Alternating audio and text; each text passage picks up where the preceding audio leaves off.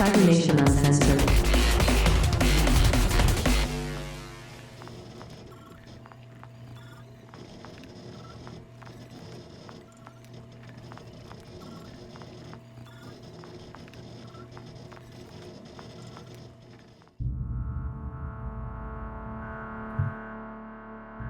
Everybody, let's try and make sure we've got everything all set up.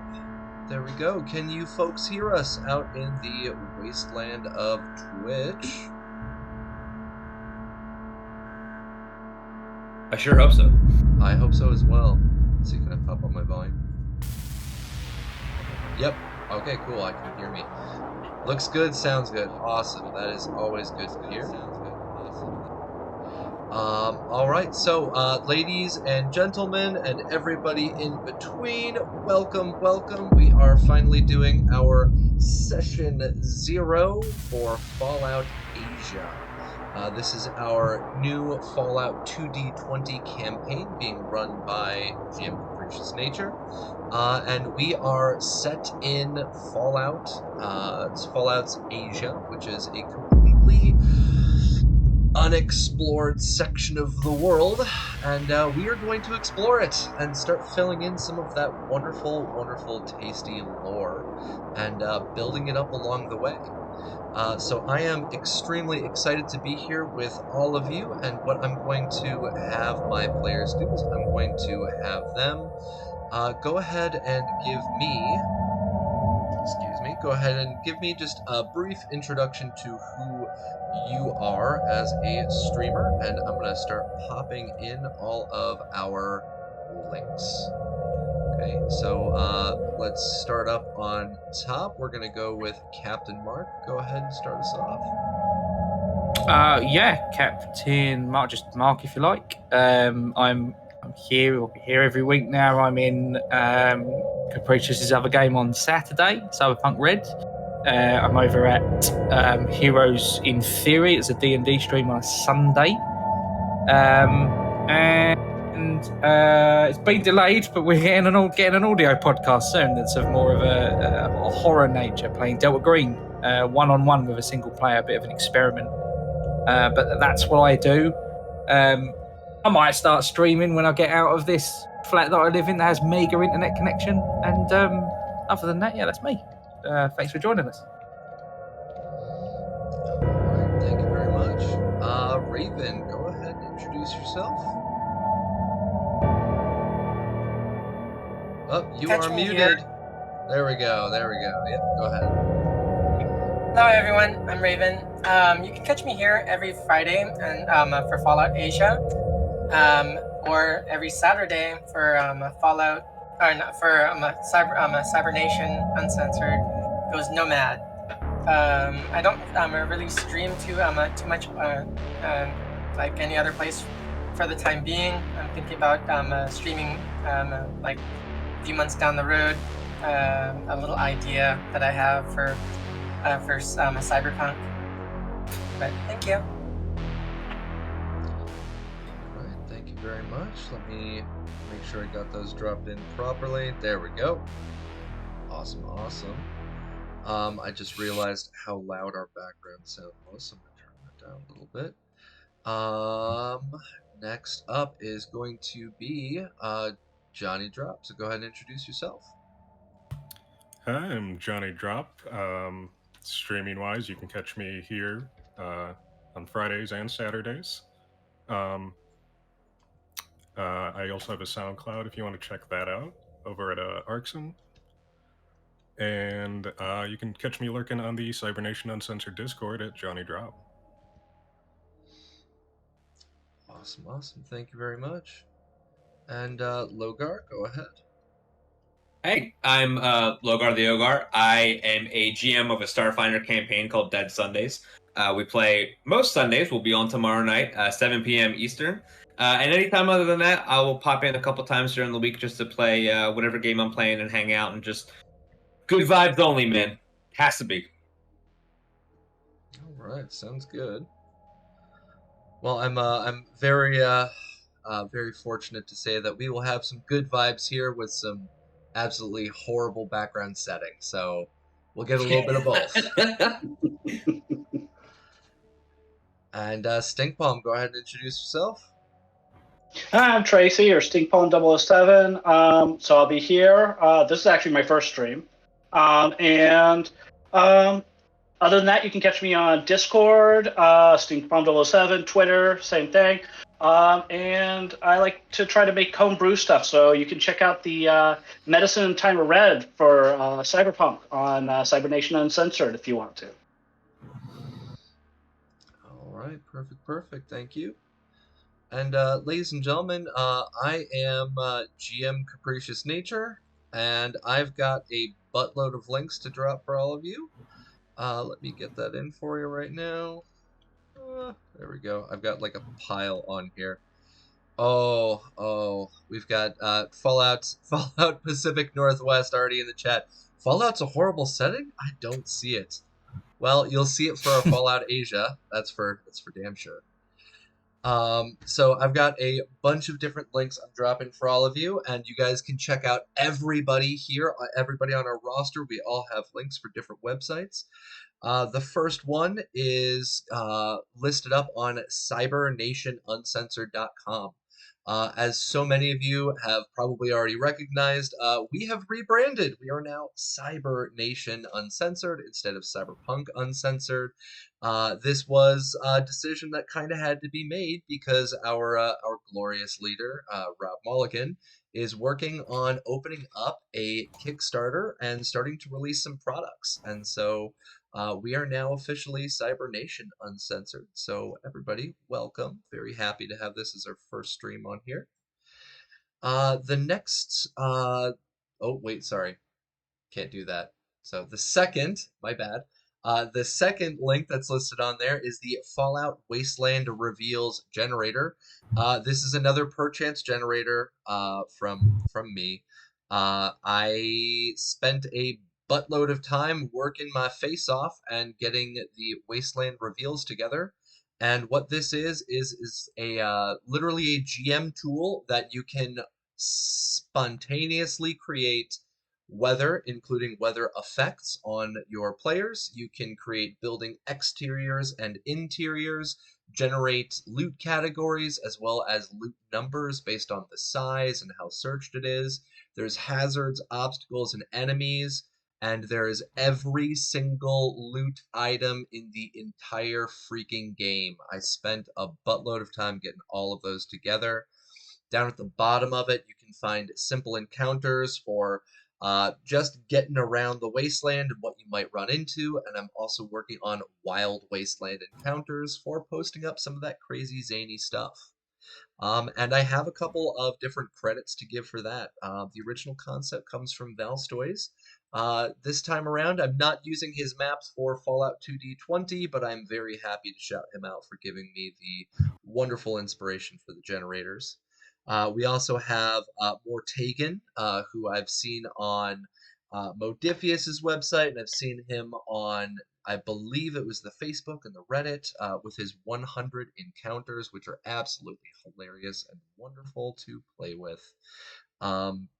We've also got the weather concept, which was created by none other than GM Rob Mulligan, who has graciously allowed me to swipe up his ideas on here, and soon we will be creating a supplement that you can use for Fallout using those weather conditions. And of course, everything comes from Modifius. So thank you, Modifius, and thank you so much for that retweet that you guys did for us. I really appreciate that. Next link on there really quick, sorry. I've got a link tree so you guys can catch all of my other stuff. Music is provided by two different groups. We have 1,000 Reasons. You can catch their Bandcamp on there, and we have Base Ape Records, specifically Tim, who has been working very generously with me as of late to get some wonderful music just to get running up on our games. And so right now you can hear the song Genesis by 1,000 Reasons. It should be playing quietly in our background, and it's stopped. Okay. And what you guys are going to be hearing later is some of the wonderful music as well from Base Ape Records. So let me get that fixed real quick, and let's pop that onto.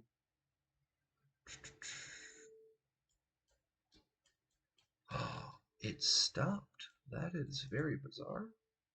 Properties, loop. Oh, no wonder I'm an idiot. That's why. Okay, so you guys should now hear it again, playing quietly in the background, just to help set our tone. So today is our session 0, and I have been super pumped and super excited, and I can't wait to finally get to play with our wonderful new cast. We are going to be learning a little bit about our universe here in Fallout Asia, and what I would like us to start off with really quick is just a very brief character introduction. So what is going to be your character names, and I'm going to be loading those up on our interface later on. So what's going to be your character name, and kind of what's your role in the group? What kind of role do you think you're going to be filling for that group? And if you don't know, you can say I don't know, because today is an opportunity to be building all of it. Okay, so Captain Mark, let's start off with you at the top. I will be playing a British mercenary by the name of Sean Dalton. Kind of detached, doesn't really keeps himself to himself. Any other sort of mercs in the group, if you do work as a mercenary, would know that he has a reputation for being pretty cold-blooded. Sort of a blue-collar approach to murder, if that's the job. It's not a problem. And he seems to have an ulterior motive, as if when the people that have dealt with him, fixers to steal a cyberpunk term, that have arranged jobs for him, the money seems to be a means to an end for another goal that he has in mind that he's never shared with anybody. And that is where I'm going to leave it. Awesome. Short and sweet, and that works perfectly. So yeah, we've got our Captain Mark here, who's going to be playing, as he mentioned, Sean Dalton, a British mercenary. Wonderful. Let's see. Raven, go ahead and give us a brief introduction. Who are you, and what kind of role are you going to be fulfilling? Little old me, huh? I'll be playing a character named Camacho Maduro. She is the daughter of a smuggler, like a cartel gang member. She's a survivor mercenary. She was separated from her father during the time of the bombs fell and of the Great War. He was in China, trying to broker a deal between the cartel and the Chinese mafia. She got separated, and she fell in and with other survivors. She's been living with a village, or in a village, trying to find her papa and kind of live up to his reputation. And she wants to restore the cartel as she knew it. And I think I'll leave it at that. Awesome, solid. And Johnny Drop, go ahead and introduce us to your character. We've got Sean Dalton, we've got Camacho. Go for it. Yeah, I will be playing Minsky, a nurse handy unit. He was separated from his original owner many years prior, and spent quite a bit of time just sort of aimlessly meandering around, trying not to get scavenged for parts, until he came across this colony that seemed to be okay with not disassembling me. So I've settled down there, and functionally I'm a bit of a healer, as per my original programming. So I do a bit of that. I have developed some other more combative skills to help cope with the lack of protection. But But yeah, that's about it. Not much is known about me because no one asks. All right. So we've got Minsky, and you said that you were a nurse handy, right? Mm-hmm. Okay, so for those of you out in our audience, can you tell us a little bit about the handies, the Mr. Handies and all that jazz? Let them know a little bit about our lore.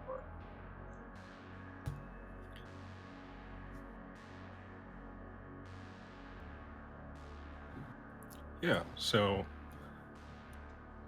1 second.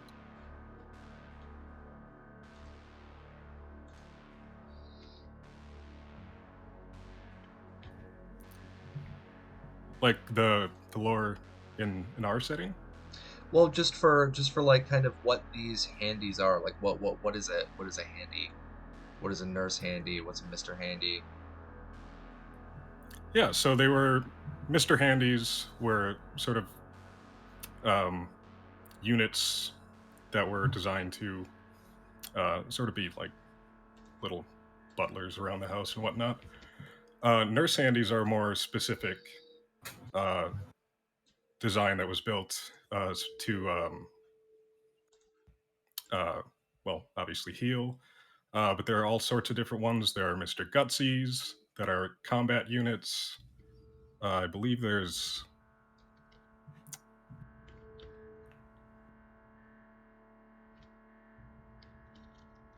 Sorry, 1 second. No, you're fine. I know I put you a little bit on the spot. Sorry about that. Great, yeah. So we also have Mr. Farmhands and Miss Nannies. But yeah, the Nurse Handy is a medical model made to act as a medic, a nurse, orderly in a hospital. They'll have multiple appendages. Mine has pincers, a laser emitter, and a buzzsaw. But they can also have guns, various other melee attachments. Okay, awesome. So yeah, the handies themselves, I've always kind of been interested to see how they're going to be played, and I know for Rob Mulligan's stream, he's got what he just finished up actually earlier today with the I don't know if you have a specific title A for your farmhand. game.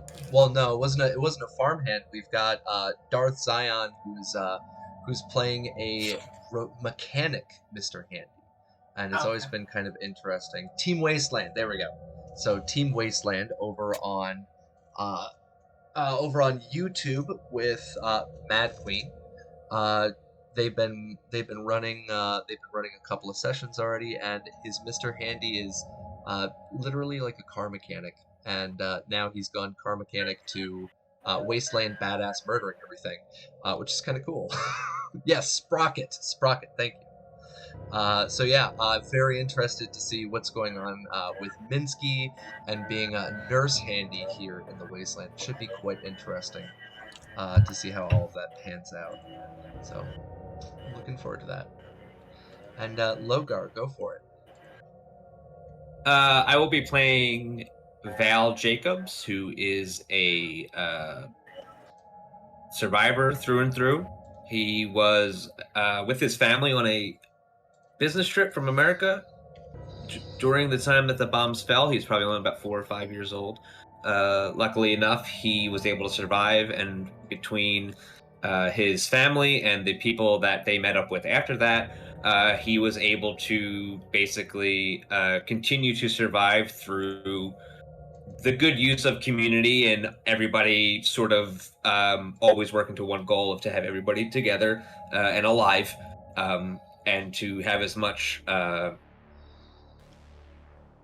healthy resources as they could. So all of his skills are based around like repair and hunting and stuff like that. The last couple of years, he's just been sort of going from town to town as a mercenary, but less of a mercenary, more of an odd job person. Less of an I'm going to show up and kill this. It's more of an I'm going to show up and fix this and maybe shoot something if I have to. And then if I don't want to stay here, I'll just go to the next place. and that he's been at the town that they're in now for a little bit longer than anything else. Yeah. So my question for you, because I'm gonna be going back around. Remind me later if my brain goes stupid. My question for you that I'm gonna ask is later on, how exactly is an American handling being stuck overseas? So that's something I'm gonna ask you in a little bit. And we've got Stink Palm. Go ahead and introduce your character. Then we're going to go back around, and I'm going to be chatting with all of you about some world-building lore.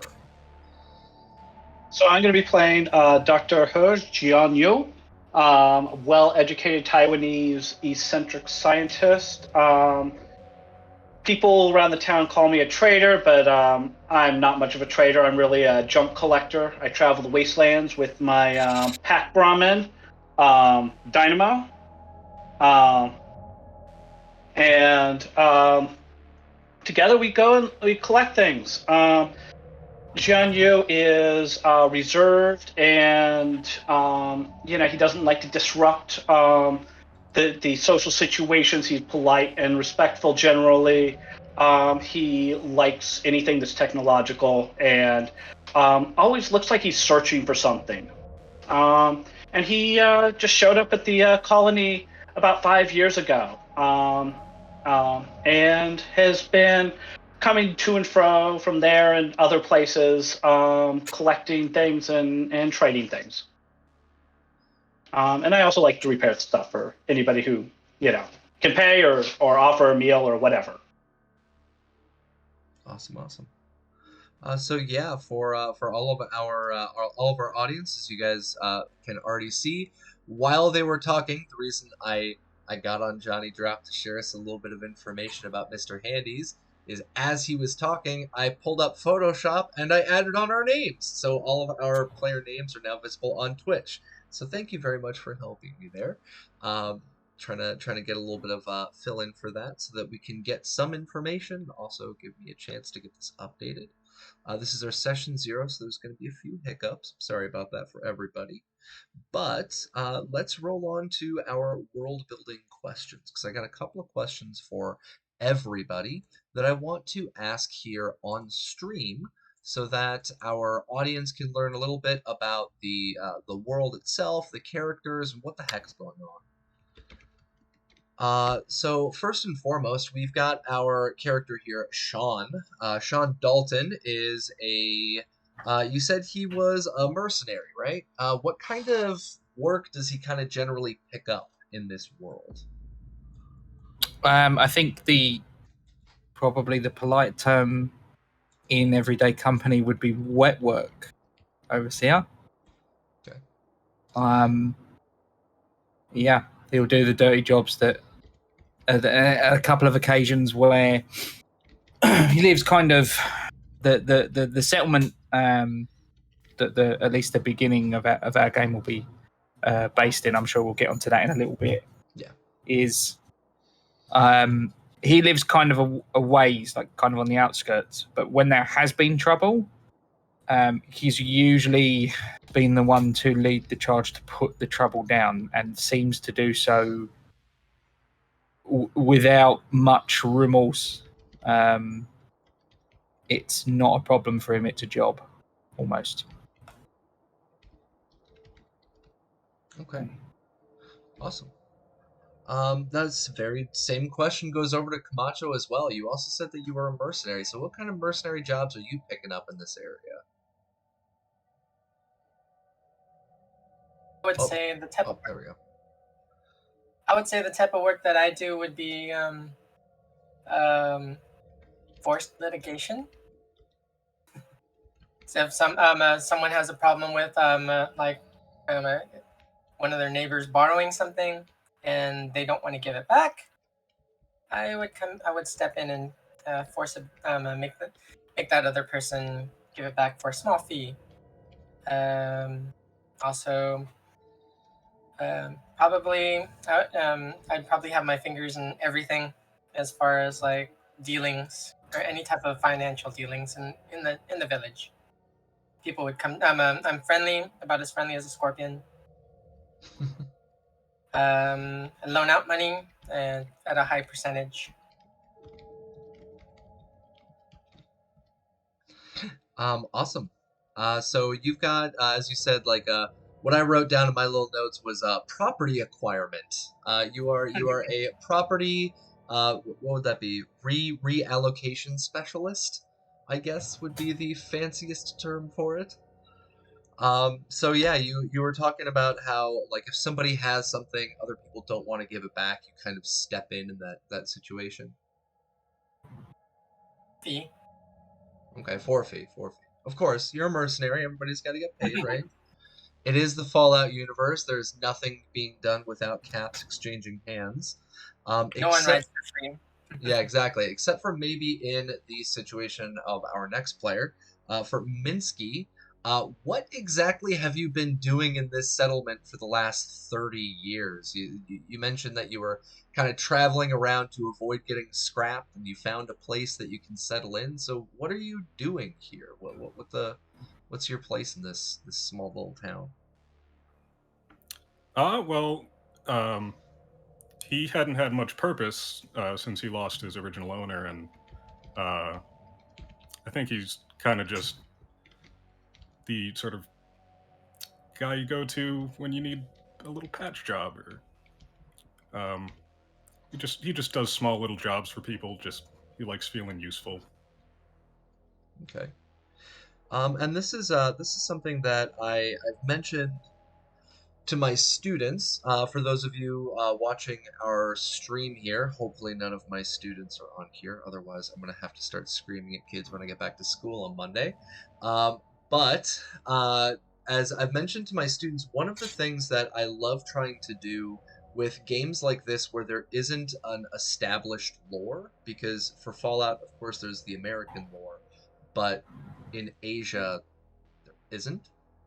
So one of the things that I like to establish is I like to try and make equivalents, and so when it comes to our wonderful Mr. Handy, Mrs. Handy, Nurse Handy, all of those little handies, what I've actually created in our version of this universe, which you can find in our homebrew supplement, I have that listed up under my links.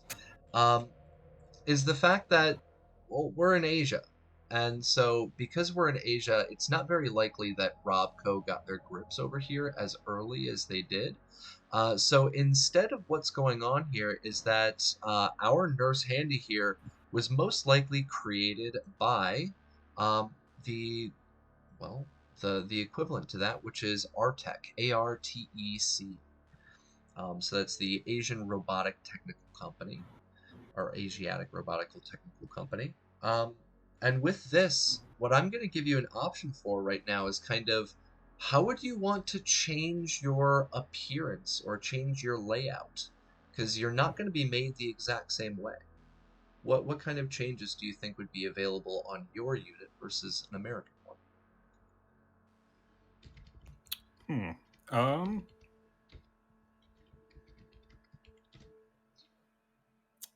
I guess I'm not quite sure.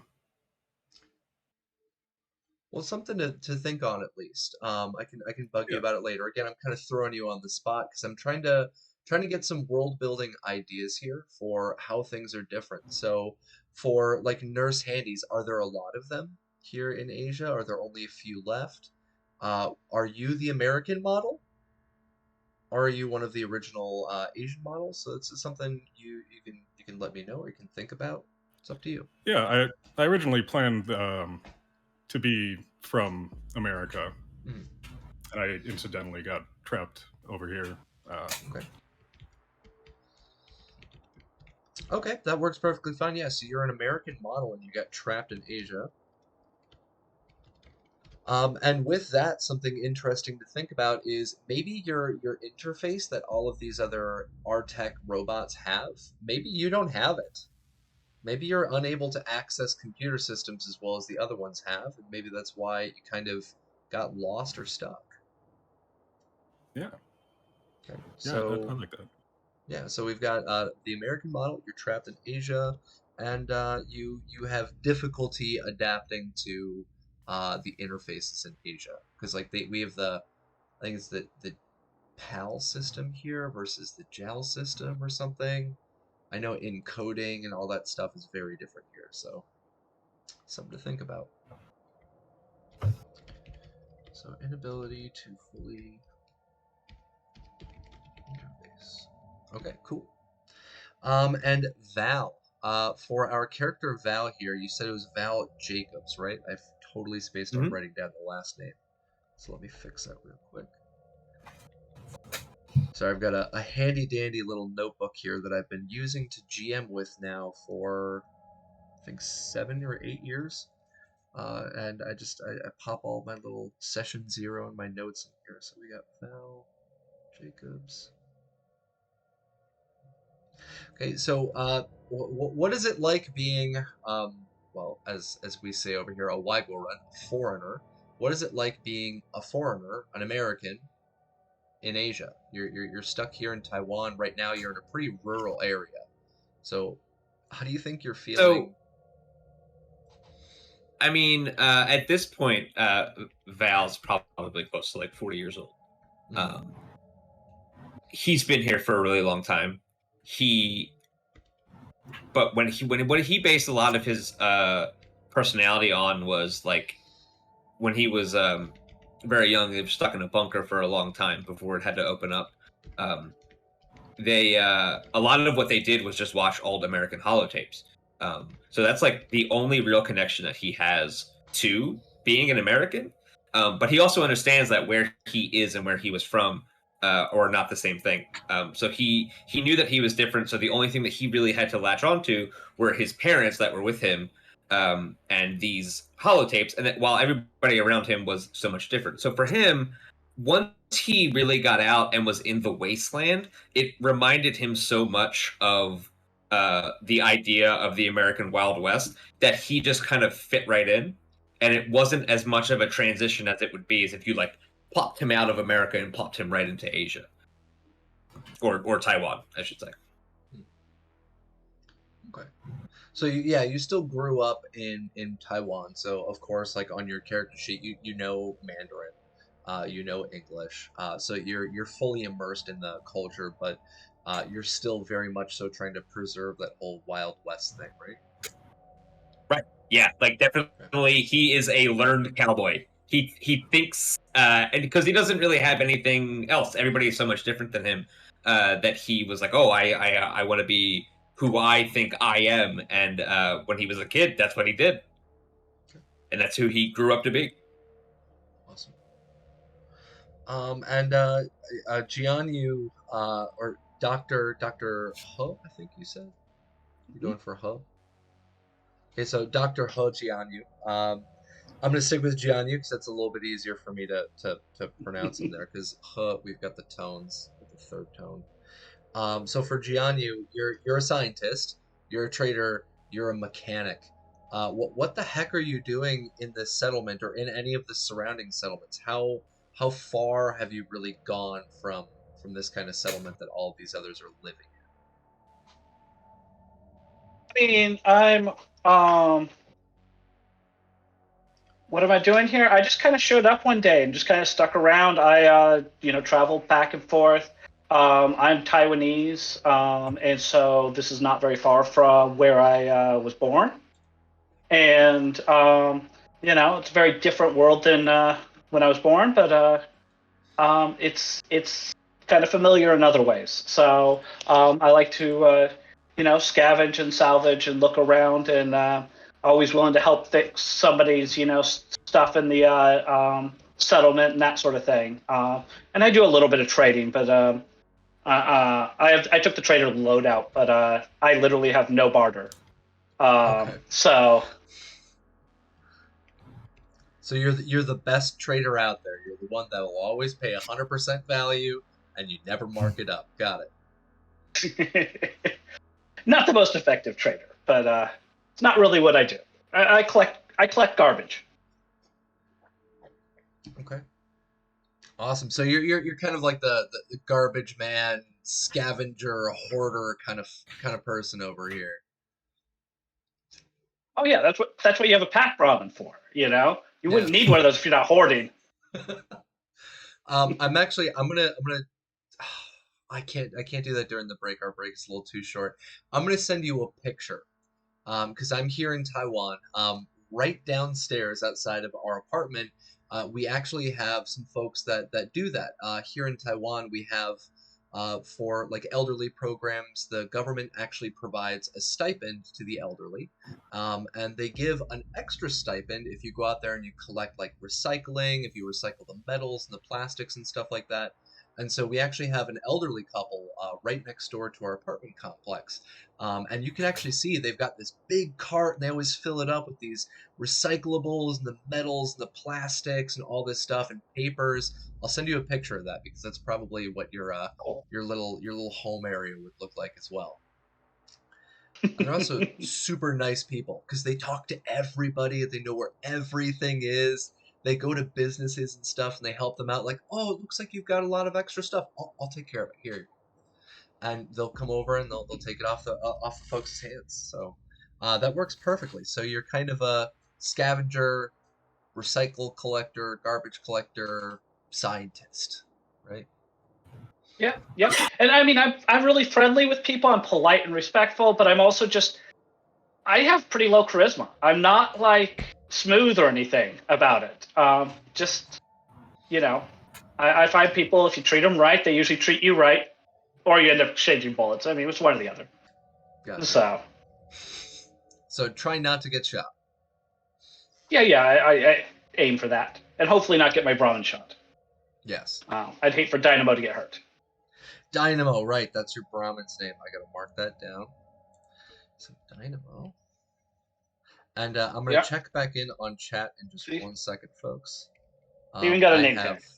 Yes, so cute. I love it. My wife made this for amazing. me. So jealous. My wife took to 2 stuffed animals and created a Brahmin for me. That is so cute.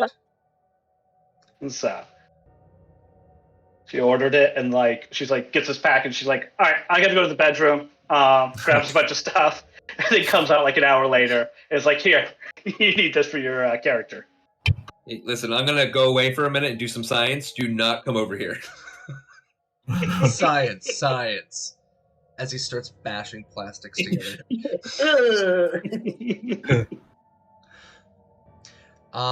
So I'm jumping back into our chat really quick. I'm gonna try and jump on a few of these because we got some interesting comments and questions as well. So RC Walker has officially corrected me.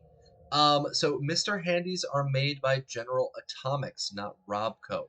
I actually had spaced on that. You are correct. So when it comes to General Atomics, when it comes to Robco, those are still American companies. And so Asia here kind of has their Robco, I believe they make the holotapes. You guys are throwing out lore questions my brain is incapable of handling. So let's see. What's Robco make?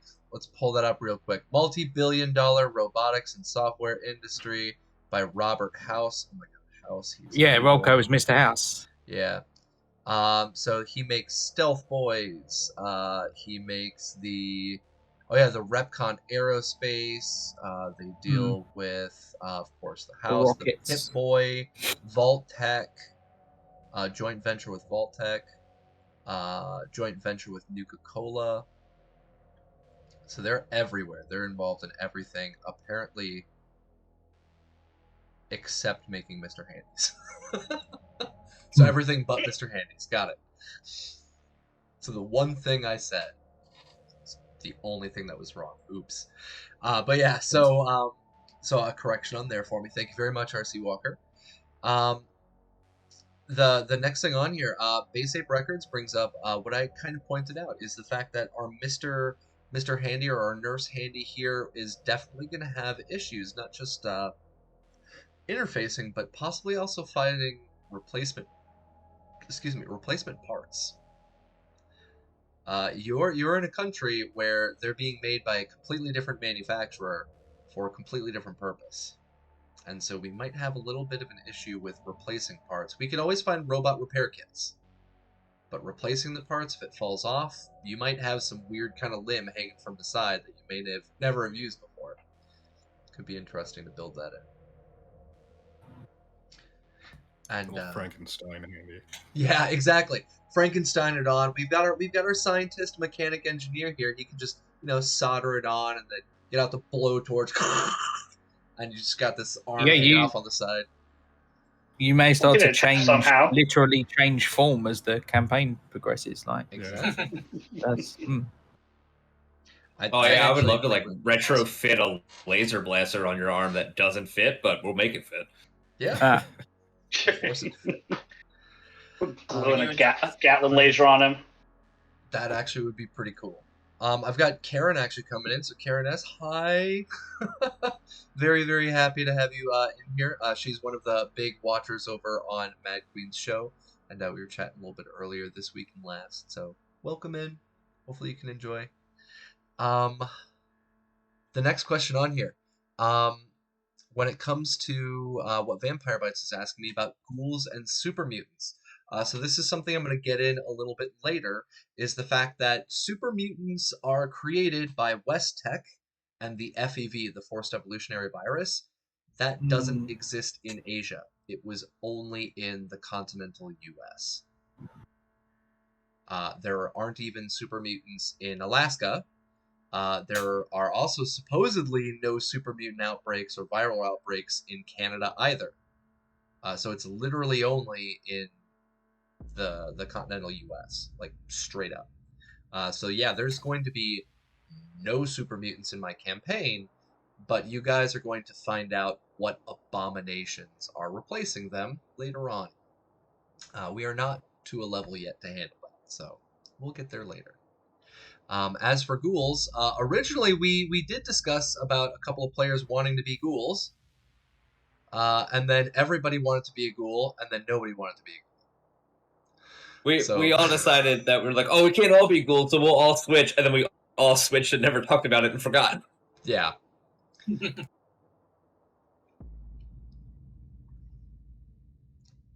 Oh no, RC Walker, feel free. You can drop any kind of information in on here. Literally, that's what session zeros are for. That's what we're here for. Build the world. Yeah. And we have this Twitch chat so that we can build it with you guys. So please, I love the activity. It's wonderful. I absolutely love it. When it comes to the Cyberpunk Nomad campaign that I'm running with 3 out of our 5 players here, that world is kind of already pre-built, so there isn't too much world building we could have done outside of, hey, how do nomad nations work? Because the core rulebook doesn't explain anything. And that was it. Whereas this time around, we can build the entire universe. But yeah, there will be no FEV. In my campaign, there are no super mutants, so we won't be dealing with that. Ghouls, on the other hand, there will be ghouls. You guys will encounter them later. A lot of them. And you'll find out how and why at a later point in time. So that's definitely going to be a crazy thing to see in the future. And Steven, yeah, a ghoul party would have been awesome and unique. The only problem is that 90% of like trading locations they'd go to, they just get immediately killed. So that's something that they had to keep in mind. And I mentioned that as well. I'm like, you're gonna get shot pretty much everywhere. And they're like, oh shit, that's a good point. And yeah, they never talked about it again. As soon as I mentioned that. But yeah, so there's an answer for your question, Vampire. We don't have any ghouls anymore. We used to have all ghouls, and now no ghouls. And we also have no super mutants in this game. We will be having our own placement for that. Let's see. Cap. What's up? Did you mention the timeline, Cap? We're going to be doing that soon. I wanted to talk about you guys first and get to know our characters a little bit more and the world around you. And yes, Vampire, once we get away from Night City, but you refuse to get away from Night City. I can't do anything. Come on. I've been trying. I'll just put that out there. You went into the city? Thank you very much. You literally drove back into it. Oh, yeah. So don't give me that. I've been trying. Oh yeah. I've been trying. And hello, Kev. Glad to see you in.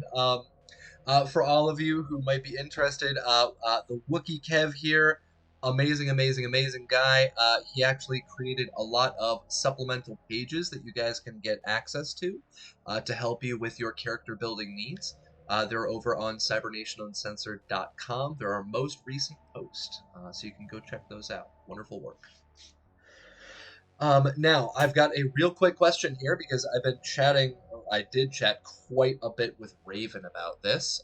Raven, you were talking about the cartels?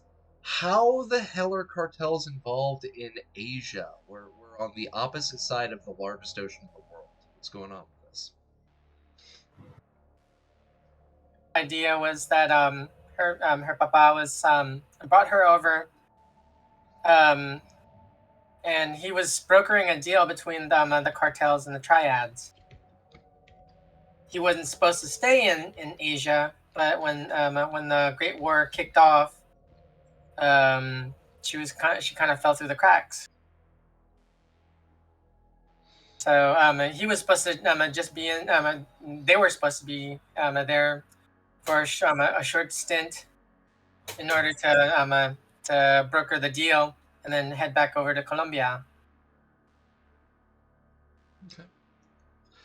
Yeah, we were chatting about this, and I even I was talking to a lot of people, just trying to get some extra information because I was always giggling every time I saw people trying to be gangsters here in Taiwan because I grew up in Chicago, and I've seen some really horrible stuff. And then I see folks here walking around, and I always thought it was kind of cute. I was like, oh, that's adorable. And then I talked to a bunch of people and found out that, yeah, not only do gangs, like actual gangs exist here, but the triad exists here. And Taiwan has its own version of the triad that hooks up internationally. It's pretty insane. They also control parts of the local government, kind of like the Italian mafia. So it's pretty interesting, pretty crazy situation that I never really got my eyes on until Raven asked me about it. And like level politicians can be Dilo. Yeah. So Dilo would be their head. Yeah. So it's going to be very interesting, and we're actually going to be bringing some of that in. So it should be pretty cool. And Wookie Kev says the Yakuza stayed in business even after the war. We are in Taiwan, not in Japan. But if we do travel to Japan in the future, depending on their choices, we may run into the Yakuza, we may not. It's entirely possible. Fallout version of the Tongs. The what? The Fallout version of the Tongs, or cyberpunk versions of the Chinese mafia. Yeah, I was thinking about trying to get in. What was that guy's name from Rob's campaign? He was talking about the Poe. I wanted to get in Poe. I'd bring Poe into the game, and I was like, David Ling Poe. At this point, he'd be like 140 years old, so I'm not sure how well having this guy in the game would be unless he's a ghoul. So could be an AI. Yeah. But yeah, I really love whenever he runs that character, so I may be bringing that in the future. So let's see on here. True, not to the same extent. Most community-oriented. I think Triad went for travel and expansion. And we got a question here for you guys. Considering the line of work both Sean and Camacho do are fairly similar, would that cause friction inside the town? So how are the two of you with each other? We've got a wet worker and we've got an item reclamation specialist. Loan shark. Yeah, loan shark employee, whatever you want to call yourself is totally up to you. But you break people's knees if they don't pay you. So how does that work between the two of you? For me, like when we discussed it. I'm aware of him.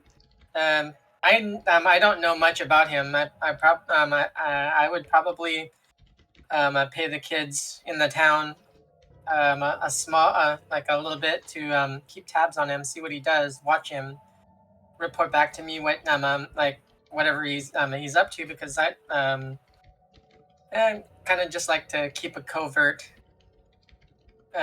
like eye on him. Okay. Yeah. Sean would be given his background, Sean mercenary work and and sort of mercenary communities are pretty or communities, but like if you're working merc in an area, you tend to know the others that operate in the area. You might even take jobs with them. And Sean is an abnormality in that he doesn't do jobs with anybody else, and no one seems to be able to pick up much about him. He's very good at covering his tracks. The only people that have ever told you anything are people that have given him jobs and have been almost frightened at the efficiency that he completes said jobs entirely on his own.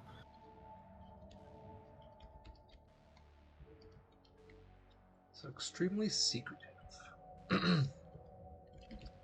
Doesn't work. Secret's a good word. Capricious, I think you'd agree. Try that again. Secret is a pretty Yeah. good word to be using. Yeah. Yeah, I put down extremely secretive. Just trying to keep I yourself wouldn't have any closed. I wouldn't have any misgivings about working with him. I don't know enough about him. And when it comes to Val, you're also kind of a mercenary in this area. You're taking those odd jobs. How do you feel about them? You got this lady who she's literally keeping tabs on other people in town by like paying children caps to watch them, and you've got this dude that is just literally frighteningly brutal with his work. How are you feeling about the two of them? I feel like Val has accepted both of these people as sort of an undeniable and unkillable truth of the wasteland. Of there are just people that do things that we don't want to do, and some of those people get paid a lot of caps. Some of those people have different ways of doing things, like paying children. I think Val is familiar with these two people. He probably would only ever he probably would not do a lot of the things that they do, but there's times where you don't have a choice. But he probably definitely interacts with them more in a gunsmith way, of like he's probably offered to look at their equipment to make sure that it's working, to repair anything. Whether or not they took him up on that is up to them. But he treats them as sort of a neutral part of the community.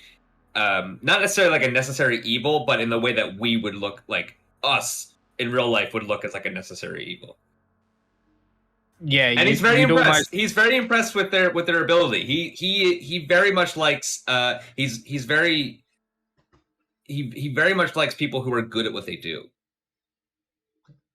Yeah, you'd almost definitely, if you've got like a premises that you work at, there would be a tidy little crate with a silenced pistol and the caps that Sean knows that you charge to repair said pistol, maybe once or twice a month, with a note to just leave it outside his cabin door when you're done, and that's it. And Val absolutely does that. To the like whatever the request is, he fixes it, puts it back just the way he wants it, takes the caps, and that's probably their entire interaction. They probably never speak outside of that. Through notes. Yeah. And we actually have a question here for Jianyu. I was actually about to ask that for you. Seeing as we've got pretty much three, we've got like an errand runner, partial mercenary. We've got a specialist on loan sharking, and we have a wet worker. For Jianyu, what kind of jobs does he really take in the area? How are you surviving? How are you living? Well, so I do a lot of repair stuff. I've done repair stuff for a long time. And I actually work with Val sometimes on this stuff. Val knows what he's doing when he's knows his way around some tools. So together we can get a lot of stuff done.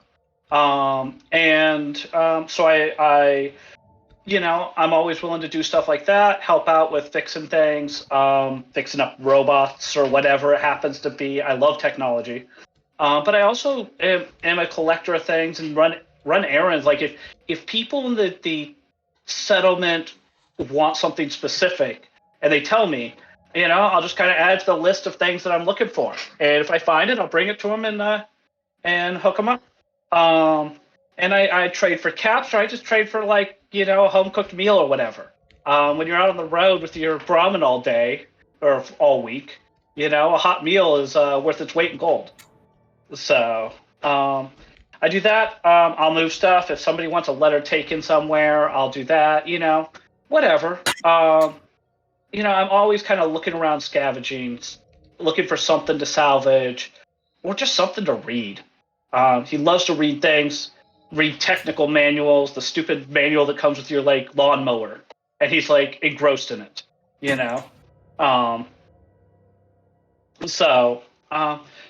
I just whatever people need.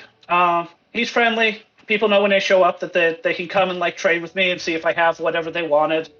I don't do a whole lot of haggling or that sort of stuff. I'm not a loud salesman that annoys people.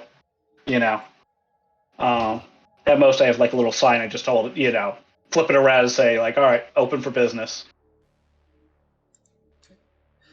And I got a channel points thing. I'm just realizing there's a reward request here from Rob. Something pointless and random happens in a session 0. Do you want me to save that You can save that for a session. Do you guys want to look at my cat? Cat time. Give me a cat. Yes, let's do it. Who's got pets? Right. Hey, buddy. What are you doing? We call this a brain break back in class, so if you got pets, bring them out. I wish I had pets. I doubted even mine would show up if I called him. Different. Kitty! Buddy, say hi. This is Twig. He had surgery 6 weeks ago. Oh, wow. He had something wrong with his knees, and he needed a $5,000 double knee surgery. But now they're all good. Yeah, the internet really saved us on that one. Oh, Hi, and now he's gonna bite. But he's very handsome and he's very healthy now. He's 1.5 years. All right, now you heard. Come on. And he's trying to eat your arm. Yeah, pretty much. That's our relationship. All right. Well, awesome. Oh, he also has his own emote. Customized Bam. emote. Cute. Yeah. Anyway, there's your random thing in session 0. Yes, there we go. Random pointless event in session 0, Rob. I'm taking your channel points even though you have infinity. So yeah, I think this is all actually really cool. I really love doing session 0s. Rob Mulligan is the creator of Cybernation Uncensored, and one of the first videos I ever saw by him, before I even saw his gameplay, was How to Session 0. And so I've probably watched that maybe a dozen times to prep not only for my own game of Cyberpunk Red when I was playing it here in Taiwan, but also our Cyberpunk Goes Nomad stream, and even for this stream. So thank you very much, Rob, for that. And yeah, session 0s are fun. Now, when it comes to all of you, Minsky, how do you feel about all of these, well, mortal sacks of flesh? Do you have feeling towards them? Are you fully sentient? How do you think? How do you feel about the others? Yeah, so Minsky is pretty fully sentient, I would say. His previous owner did some tinkering with his code to give him a little more freedom. But as far as his attitude towards people go, as long as they're not trying to kill him, he really loves the company. Awesome. So yeah, he's probably patched up the mercenaries if they've ever gotten injured, and just goes. Yeah, I mean he loves them all.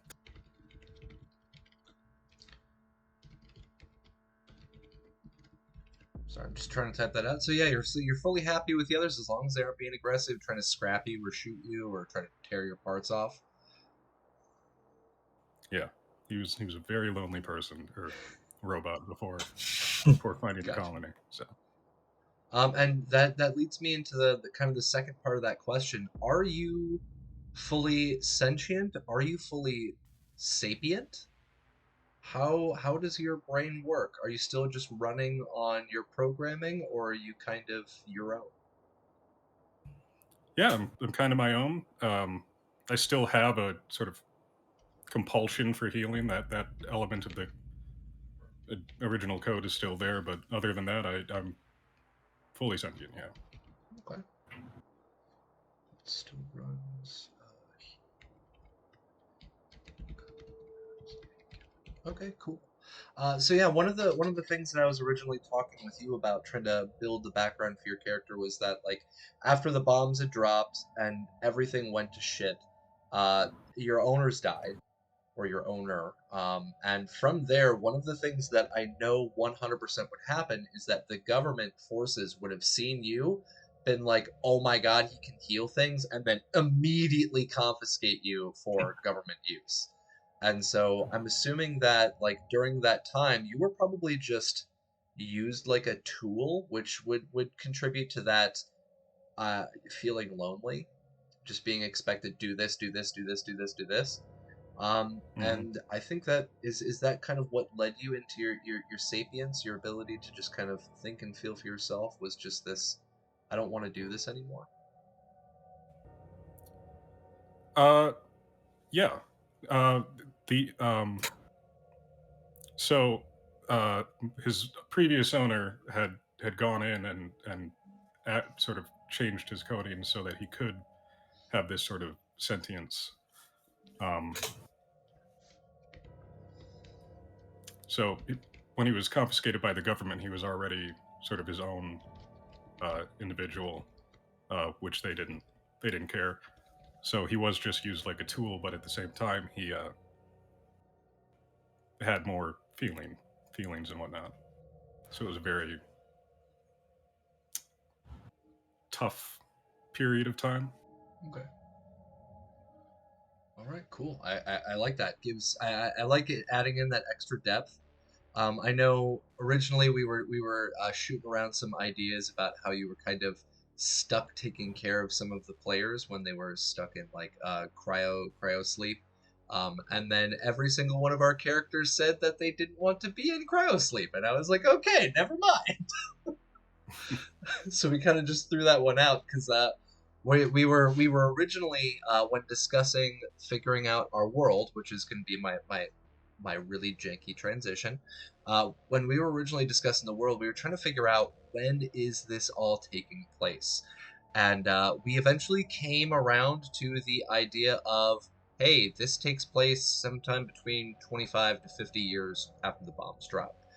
There's still extremely heavy radiation. There's very little rebuilding, but there's still probably going to be a lot of people who haven't completely starved out yet, haven't fully ghoulified yet, and there's more of a likelihood to be running into people than ghouls or animals. And so we kind of settled in on this. And what I'm going to do right now, I'm going to drop this back into our chat so that our viewers can take a look at this. On cybernationuncensored.com, I'm going to pull up our supplement. Cyber Nation Uncensored. There we go. Aha. Sorry, I'm still getting used to calling it that. It's very, very weird for me. Still calling it Cyber Nation Uncensored. So on our website, you can find the Cybernation Uncensored Fallout Asia supplement and world building. So I'm going to copy that link and paste that over to chat right now. So there you guys go. It's right there in chat. If you want to go download it, I highly recommend it. I spent a lot of time making it, so please enjoy. In our supplement, what I was working on, and I was talking a lot to my wonderful and extremely supportive girlfriend Sophie. I give her a wonderful shout out on our little thank you and acknowledgement page, and there is a link embedded there. If anybody wants to click that link, you can learn a little bit about my amazing girlfriend. And I know now she's very likely going to murder me that I've said that, but I'm going to keep going. On page number 3 of the supplement, you can see that there's an expanded lore, and this is kind of the world that our players are coming into. And so in this expanded lore, what's happened is that after World War II ended, in June of 46, the Chinese Civil War breaks out again. And this is an actual historical event. We have the CCP, the Chinese Communist People's Party. They were fighting up against the Nationalist Party, the Republic of China. And this fighting was going on way before World War II, and as soon as World War II ended, it picked back up. And what happened in real life, what happened in our game, is that the communists forced the nationalists out of China, and they fled over to Taiwan, and that's where I'm at right now, and I absolutely love it here. I'm living in the Republic of China, or in Taiwan specifically. And what happened in our world here, in our in-game world, is that the United States saw Taiwan, Japan, and Korea as their stranglehold against both the communist Russians and the communist Chinese.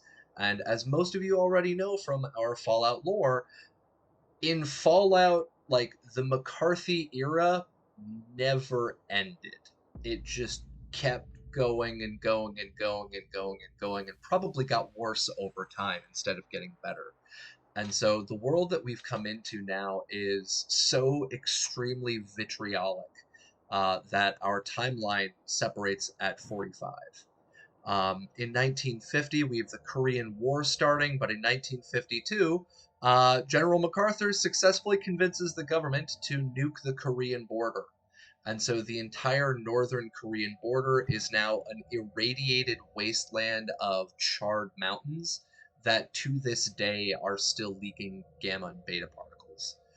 So Korea got completely cut off from China, and because of that, Korea eventually went democratic, and they became the United States of Korea, the USK.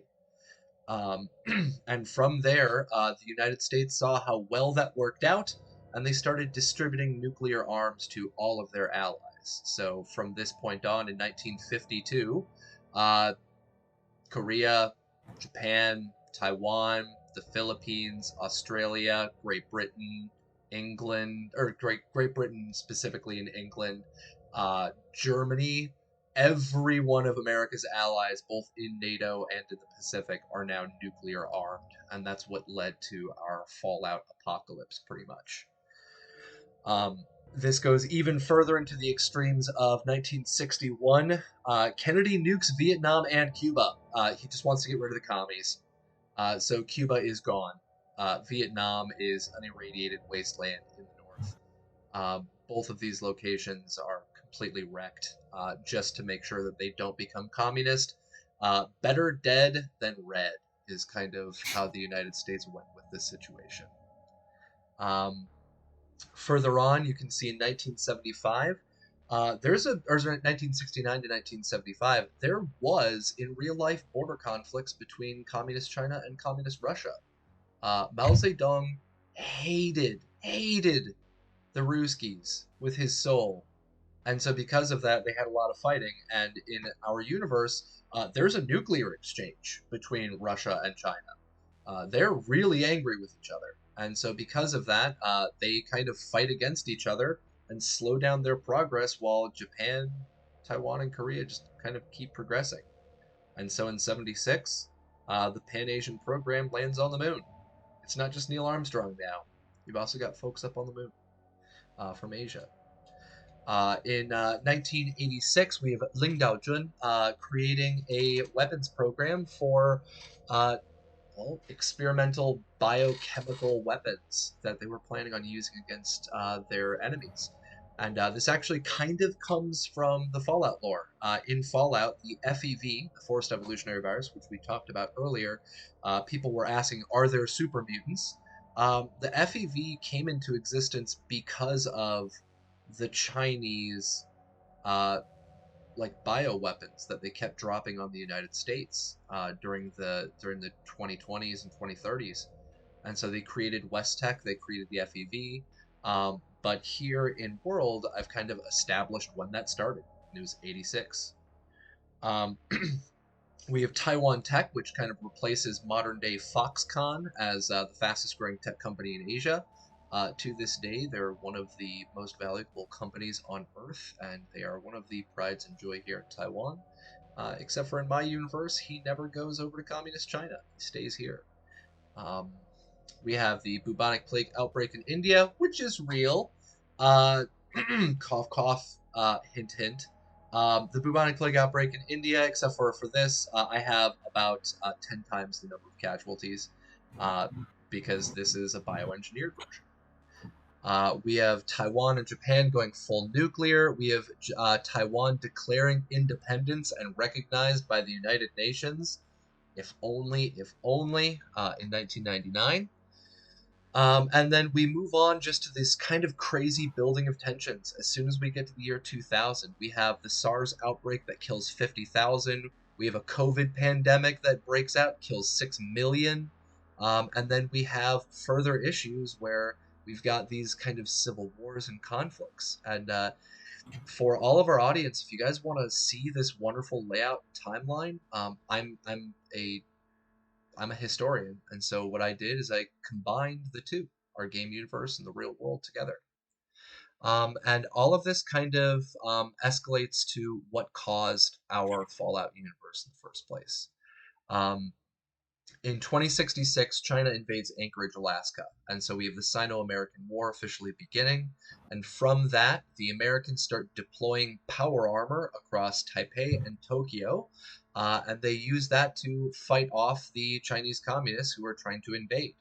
By 2074, we have the invasion of China via Shantou and Nanjing, which are actual canon locations that the United States planned on invading China with. And with that, Taiwan officially reclaims Nanjing, which is the former capital of the Republic of China. And they establish a new provisional government. And then in 2076, again, fingers crossed, I told a couple of my students about this, and they said, if only, 2076, Taiwan liberates Hong Kong from the Chinese Communist Party.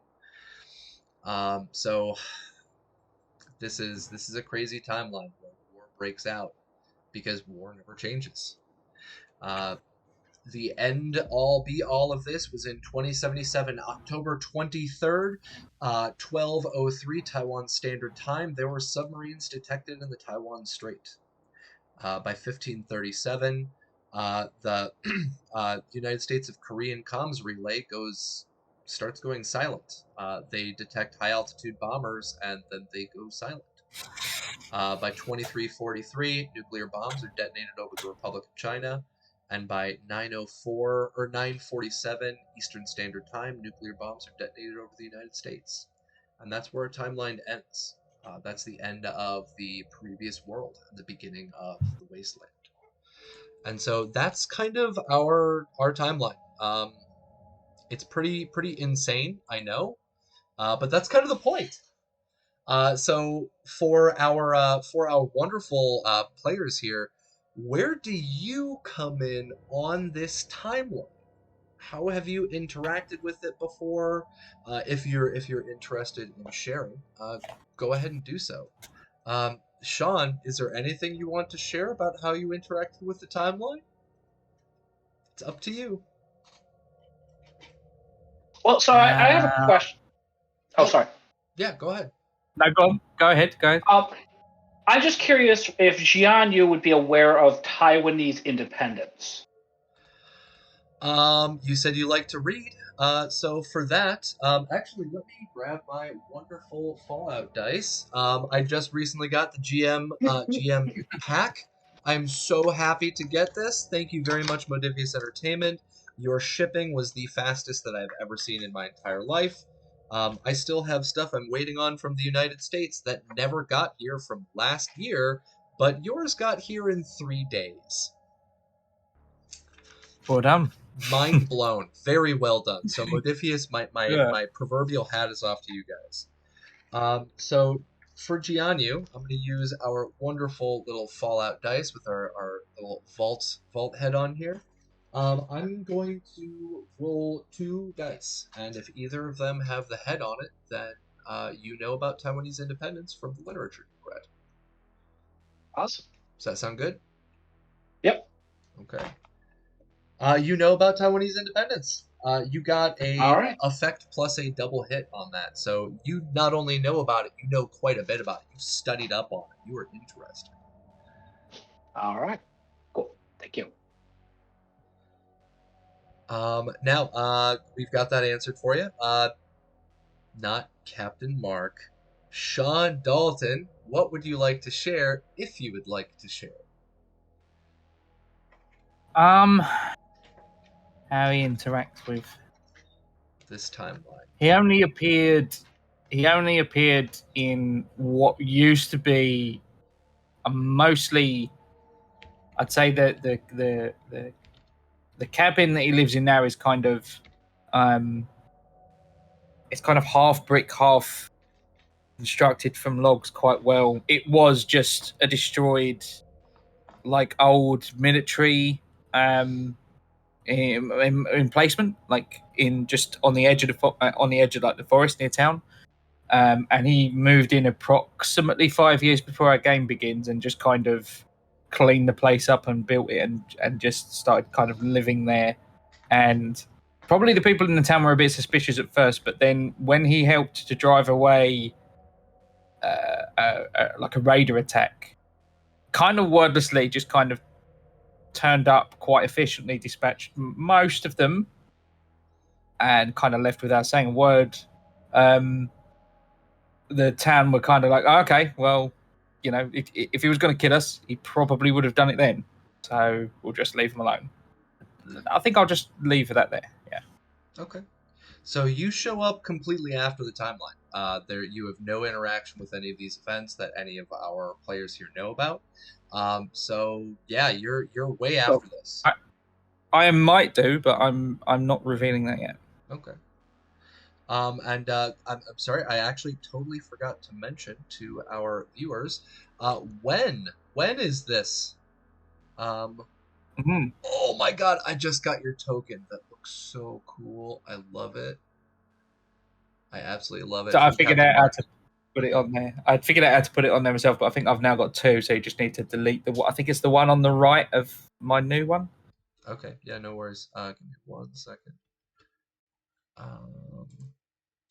Huh? Oh, I'm using the pan view. Who is this? Delete. Cool. So let me pull this up. So for our campaign notes, I've had a buttload of campaign notes. When do we actually start? When we start is roughly, I believe it was 40 or 35 years after the bombs dropped. So let me pull this up. There we go. Okay. I'm just going to read this entry from Discord so you guys can chill for a second so our audience knows a little bit. I said, okay, everybody. Our characters here, our setting. You all live in a colony set into the side of the Mingtan Dam. This is located just outside of Sun Moon Lake, Taiwan. Modern day, it's a beautiful, lush forest area. It is chef's kiss. I can't wait to go back, and when I do, I'm going to take a bunch of pictures, and then I'm going to start photoshopping them to make it look like it's the Fallout land, because that'll be fun. So Sun Moon Lake was previously the hydroelectric power supply of all of central Taiwan, specifically Nantou. But as the years went on, the people fled the cities as the global climate shifted and the reservoir began drying up because of this new population demand. No power has really come from the dam in over a decade, and right now, any form of non-contaminated water is an extreme luxury. It's very hard to find because more often than not, if it's raining, it's contaminated. When you guys dig a well, it's contaminated. When water collects in the reservoir, it's contaminated. So this luxury item is something that our players here may have every once in a while, but that's about it. The year that we're taking place is 2110. It's been 33 years since the bombs have dropped. As already mentioned, Sean Dalton has been living inside the colony for a short little while. Camacho has been there since pretty much since the bombs dropped. You've been there just about since the very beginning. Same thing for Minsky, been there for quite a few years. Then we have Val Jacobs, who came in after his previous settlement had collapsed. And so he came in and he's joined this colony, hoping to get some work and also hoping to kind of keep everything together so we don't have another collapse. Then we have Jianyu. He's this trader, scrapper, scavenger, as we've already talked about, who brings in some very mysterious and weird goods that most other people haven't seen in more than 30 years.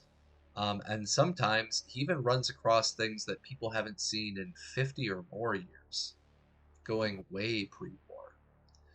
He seems to have access to very odd locations that other people can't really find. And all of this, for all of this, as I said, we are 33 years after the Great War. What's going to be happening is our players are going to be starting out at the Minpeng Dam in Sun Moon Lake, Nantou, and we will be moving from there. We're going to have our first session or two just kind of learn the rules and get used to everything because it's a brand new system, and then we're going to move out of that space a little bit later. So yeah, that's our direct setting. So I'm sorry I didn't mention that earlier. And what I was asking, I keep wanting to say Captain Mark, Sean Dalton, was how he interacted with the timeline. And so that question also goes for Camacho. Kind of how have you interacted with the timeline? How long have you been here at the settlement? What's going on with that? Have you interacted with the timeline? Camacho, like I said, when her papa disappeared, she was only like she was an adolescent, so she was around 8 years old. So she was brought over by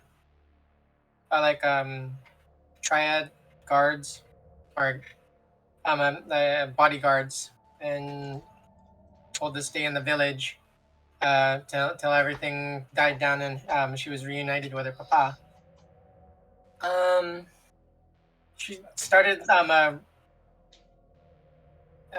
training with one of the mercenaries that brought her there, and started running missions with them basically. Okay. So for the timeline and stuff itself, you haven't really interacted with it at all. A little bit after. Too much. Yeah, a little bit after. Okay. All right. Perfect. Minsky, how have you interacted with the timeline, or do you want to share how you've interacted with the timeline? It's up to you. We know Sean Dalton is our very secretive backstory person, but I think most other people are pretty open with sharing. He didn't have much direct interaction with the timeline we have here. I'd say he showed up in Taiwan probably, I want to say, let's say October is when his owner brought him over there. and then the bombs dropped. So Question for you. This is something I wanted to ask earlier, but just like with Jianyu, we're actually going to be doing some roles later for character building. For your character, the question I wanted to ask is, did you want to come in like at the very end, like right in 2076, 2077, or did you want to come in like 2053, 2054 in response to the new plague, the one that broke out and started killing millions globally? right near the end. Right near the end? Okay. Yeah. Mm. So you're one of the newer, more recent models then. US model, not Taiwan model. Got it. Okay, give me 1 second. Put that in. So he came over in 20. What are you gonna say? 2076, 2077. 2077. Okay. He really wanted to avoid getting stuck in that Night City life. You're no edge runner. Oh. All right, so for Minsky, came over in 2077. Perfect. Val, how have you interacted with this timeline? So I think Val was a little kid when the bombs dropped. So in 2077, he was probably about 4 years old. Okay. So I think all of his interaction with the timeline has been in retrospect of what people around him told him had happened, and a lot of it was probably see he had his parents who were American, and then he had his parents business partners that they just happened to all be in the right place at the right time to get into where they got into, who were all more than likely Taiwanese. So his idea of events is he's sort of free of that American propaganda machine, because all the media that he ingested when he was young was just entertainment. He didn't get anything else. He didn't get the propaganda machine from America. So his view of events is probably more sided with the East Asian view of events than would be like America rising up to fight the communists. Okay. All right, sounds good. So yeah, you would have interacted with literally the very end here. Probably born around the time that Taiwan invaded Nanjing, so around 74. Yep. Okay, perfect. Maybe even a little earlier, up to you. So yeah, that sounds good. So you would have been an infant when all of the shit hit the fan. That works. And the next up on here, Jianyu, how have you interacted with the timeline? Have you interacted with the timeline? What would you like to share with us? Because again, both you and Captain Mark have been very secretive. Jianyu, he's like 40 in early 40s, and he just kind of showed up at the dam. He hasn't really interacted with the timeline much, but he just showed up kind of one day. And those that were there at that point, which was probably about 5 years ago, would have seen him kind of wandering, kind of dazed, just kind of like not really sure what he's doing or anything. And slowly over time, just kind of like, he showed up, and then like he started doing some stuff. And before long, he shows up with his Brahmin and some stuff that people haven't seen in a long time. And kind of like, so it was kind of weird. He just, one day he's there and just kind of, I don't know, he seemed very confused. I would imagine that Minsky probably took a look at him. He was probably scruffed up a little bit and like, not looking great. And probably came across as rather confused, disoriented, that sort of thing. But then, given just a few short months, he seems to have kind of acclimated to life around the dam and scrounged up his Brahmin. But in terms of timeline, I don't think he really has a lot of direct interaction, but he has a lot of interest in what transpired and reading about it and finding out what has happened. Okay. So very focused on the literature, but not on direct direct interaction. Got it. Yeah, and I also probably talked to people about it, people that were around during that time and that sort of thing. I mean, as long as that's considered polite conversation at dinner or whatever. Okay. So where were you when the bombs dropped? Kind of like I was just talking with my girlfriend and my boss about this with the recent passing of September 11th, 2021. It's been 20 years. I actually had a couple of students ask me about that, and that's very interesting kind of corollary. It's been almost the same amount of time. It's been 20 years versus in our game, it's been 30 years. Is this really something that people openly talk about? Or is the bombing something that's a little bit more taboo, hushed tones in the background? How do we want to do that, folks? It's up to you guys.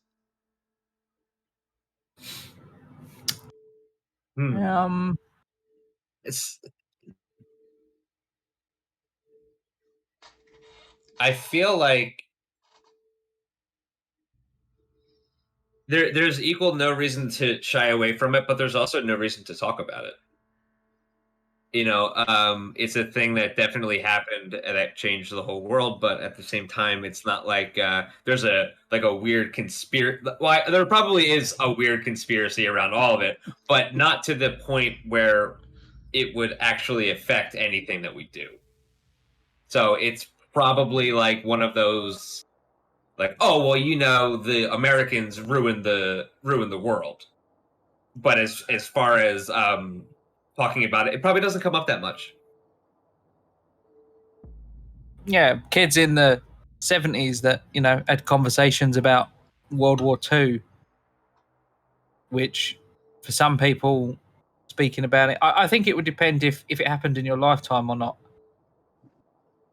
Some people probably, if it, the older, if you're having a conversation with someone who was there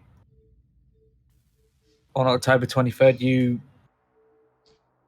they're probably, 99 times out of 100, it's going to be a horror story, isn't it? And they're probably not going to want to recount that. But I think traumatic for anyone, for anyone that came after that, they've never known anything else. So yeah, it's an even starker shift. You look at, I think probably the best comparison to make would be when you talk. I'm of a generation both pre and post sort of mass social media and the internet. Internet 2.0 or what have you. So I remember the world before and I remember the world after. Whereas, the generation after me and then every generation after that don't know a world without the internet. So if you can see what I'm getting at there, there's different mindset, I think, almost, and I think it would be the same for there's people that remember when it always wasn't this hard. Life always wasn't this hard. There's people that don't have it any other way. And I'd put, with there's always exceptions to the rule, people with particular skill sets, but I'd put my money on the people that have a better mentality for survival, being the people that probably weren't around on that day. Everyone that was born afterwards, they've never known any better. Then what? There's not much to complain about.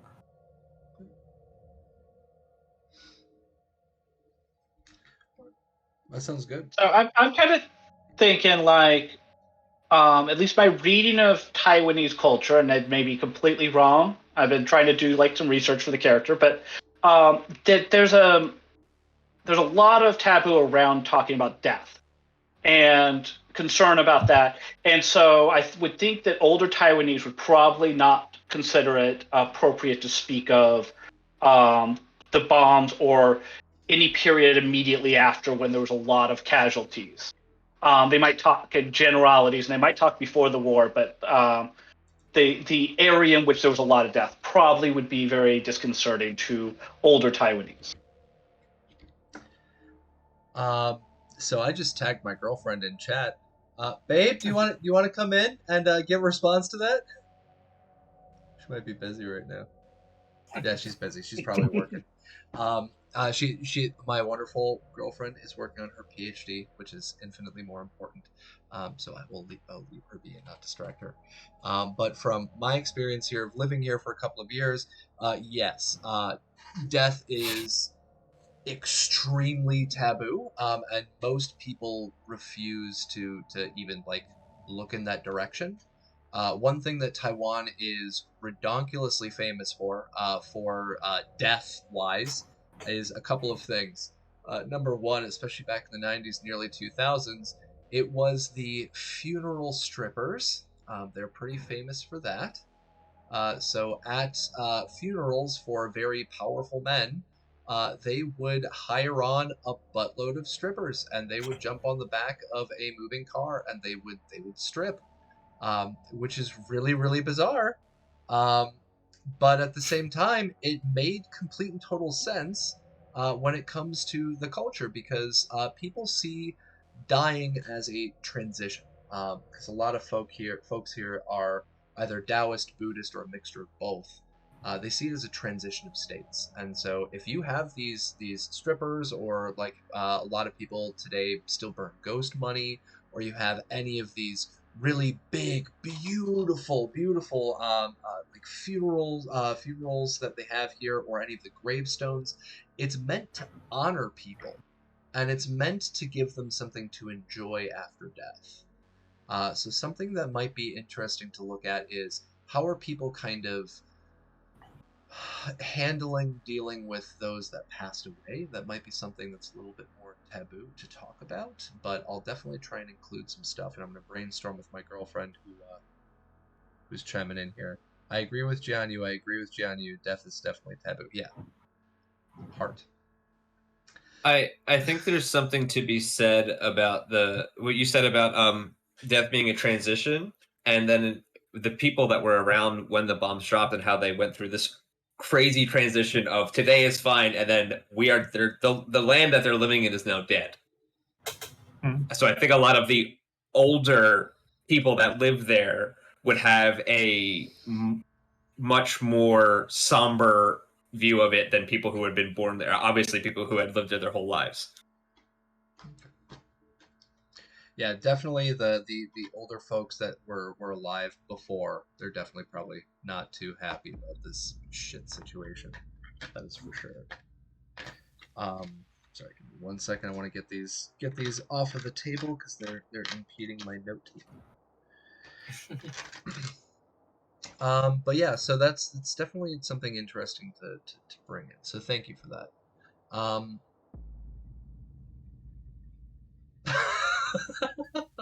My girlfriend is now supporting Pact Northwest getting funeral strippers. You know, whatever makes you happy, man. If you're transitioning and you're still watching, get you some strippers, bruh. Do it. You're gonna make it the freaking coolest funeral on the block. I mean, go for it, man. And yes, Rob, that is super cyberpunk. I agree. What we're going to do right now, before we jump into our very tail end, because there's a couple of different stages, and I'm actually doing the kind of the reverse of what Rob had talked about, was starting off with like, how does the game master work? How's the game world going to work? Who are our players, and how do our players work together? We've actually kind of done that in reverse. When we come back from our break, what we're going to do is we're going to talk a little bit about the universe. We're going to talk about the different factions, where I got a bunch of remade factions here that you folks can find in that supplement. And then we are going to talk about what to expect from our game. And then we're going to take a couple of rolls and do some experimentation. So I'm going to transition us now over to that very janky bio break screen, because I need a bio break. And we will be back in about 5 to 10 minutes. So ladies and gentlemen, hold tight. We'll be right back.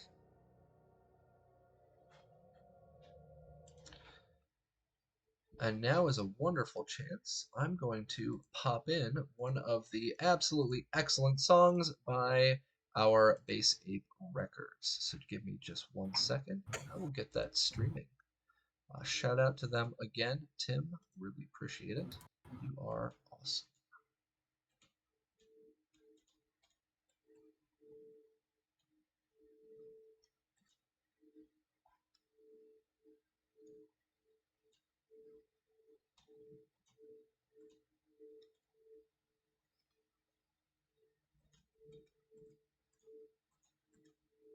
Yeah, if you guys want to go do a bathroom break, I'm going to leave the mics hot so you can still chat if you'd like.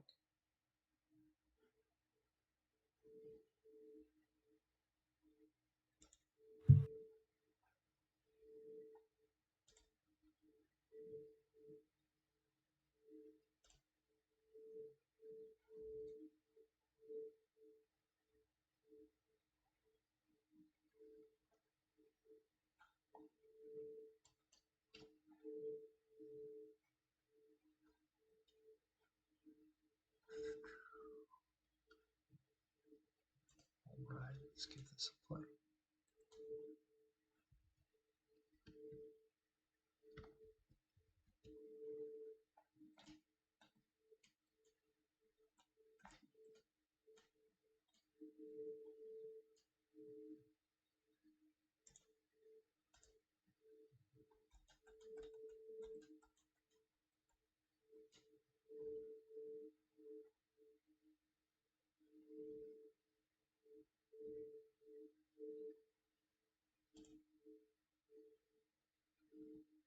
Oh no, we got rearranged. Yeah, just for the moment, it should be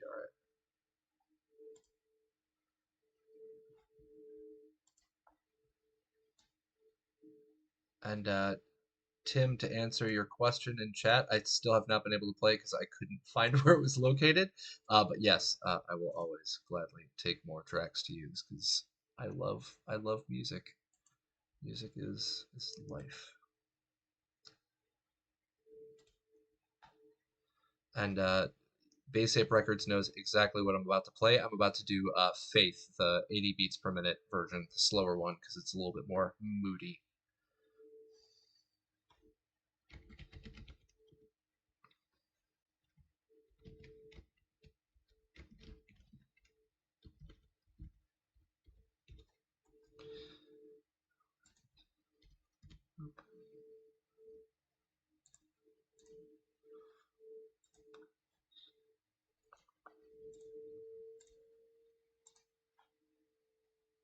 And loop. There we go. Aha! No. There we go. All right, so we should have some nice soft Base Ape Records music now running in the background. Thank you again so much, Tim. And ladies and gentlemen, I will be back in a couple of minutes. I'm going to let that loop and take my bio break.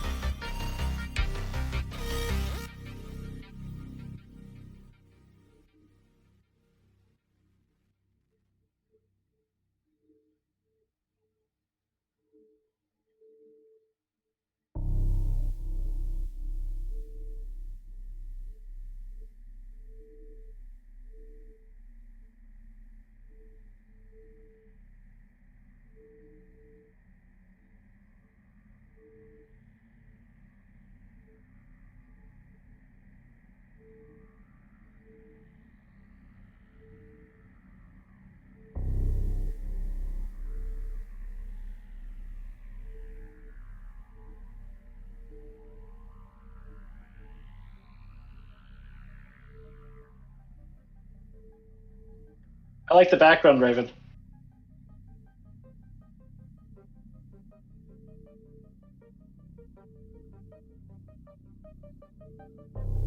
Could be funny.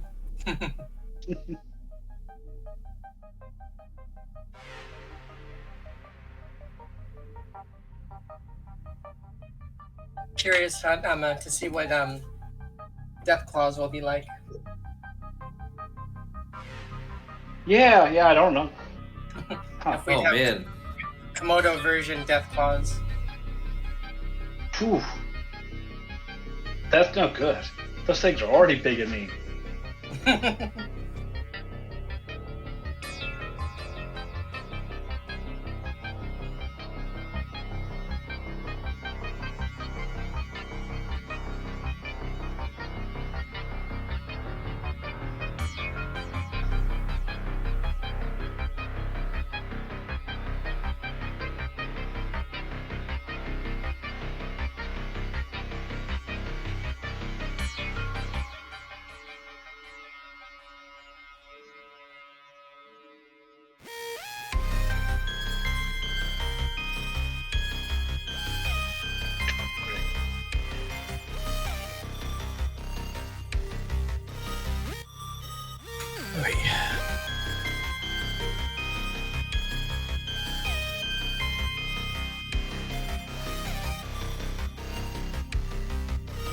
The cyberpunk equivalent would be 3 solos, a medic, and a tech.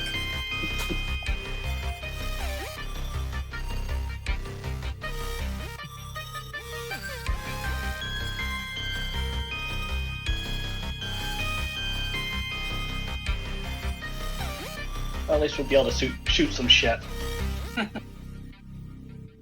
It'd be a big game of a one-up. See if you can get that one. I did better than you did. I just finished Fallout 3 like a couple days ago. And I'm so used to like my idea of Fallout in my head right now is power armor Gatling laser, and in a week it's gonna be dirty clothes jamming rifle.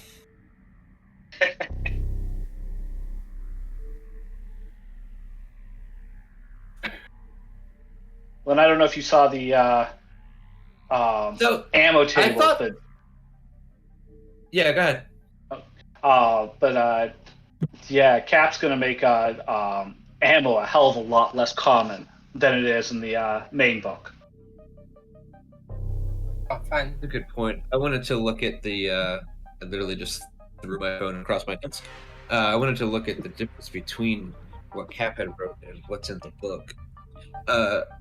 R.C. Walker makes a good point that the death claws were made by injecting FEV into the lizard gene strain, which I forgot about. There's also a whole subplot in Fallout 2 about that the death claws can like talk,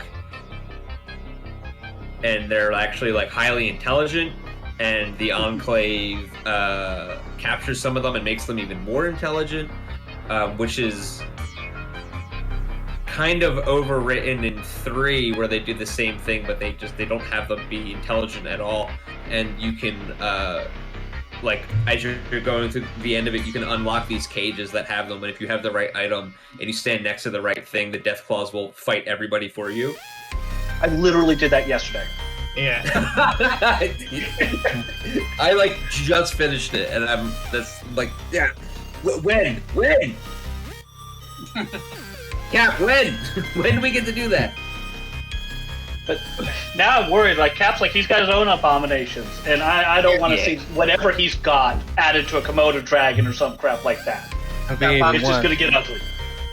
Well, I'm thinking that I mean we can speculate right now, right? Like like he hasn't actually told us anything, so I'm thinking it's gonna have something to do with the bubonic plague. He's sitting down and because- winding up now. Plague Well, the monsters. bubonic plague Nice. happened in India. So, Correct. But there might be bubonic plague in Taiwan. Who knows? who knows? Well, I mean, it could be Who knows? testing grounds. 40k. It and was. then- He said it was a bioweapon. I don't know. Maybe We'll have plague demons. Listen. Yeah, we've all seen Resident Evil. We know what happens. Right. So, ladies and gentlemen, we are back in. Popping back on our 1,000 Reasons Genesis, just quietly in the background. Very happy to see Base Ape Records chatting up in the chat. It was excellent seeing Tim stop by. Yeah, I'm loving these jams. I know you guys can't hear it unless it's live on the Twitch. I'm very sorry. I'm gonna try and figure out if I can plug in my VLC media player and loop through there.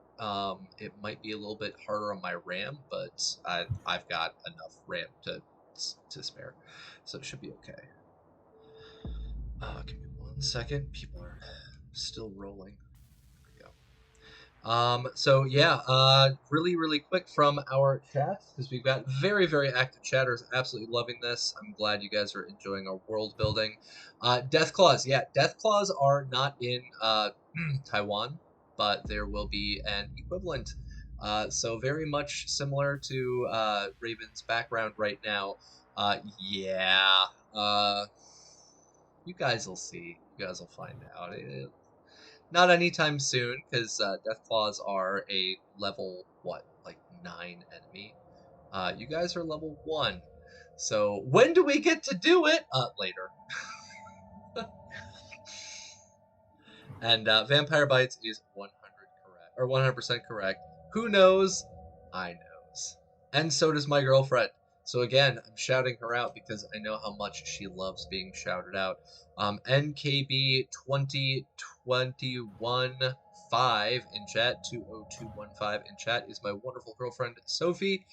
She is actively helping me build that supplement. And that's what we're going to be talking about right now, is actually taking a look again at that supplement and going through not only the factions, but what are the differences, because I know Stinkpalm was pointing out, like, oh, did you guys see what Cap did to the ammo table? We're going to talk about that in just a minute. You guys will see. And you can make your choices from there about how you're feeling for the future of our party here. But first and foremost, I just wanted to come back and shout out Rob again. Thank you, Rob, so much for pushing me. Rob was the instigator for getting me into streaming here on Twitch.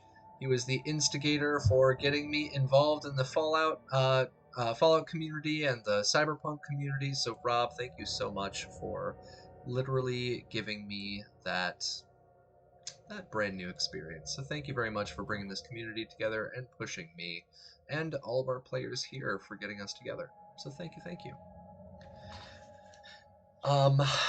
That being said, let's take a look back at our supplement. If our viewers, if you did not see it in chat, I'll link it one more time for all y'all. It's right there, cyberpunknationuncensored.com for Fallout Asia. The supplement is what we're taking a look at. We're going to be looking on page number 4, and if any of our astute viewers notice, all of our page numbers are written in Chinese. They are not written in English, but they are there.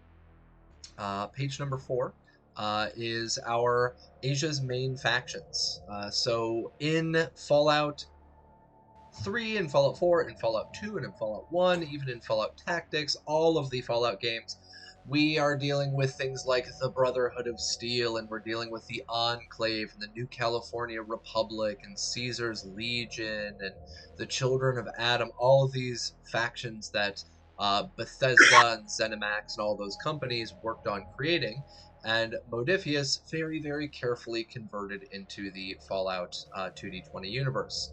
But none of that exists here.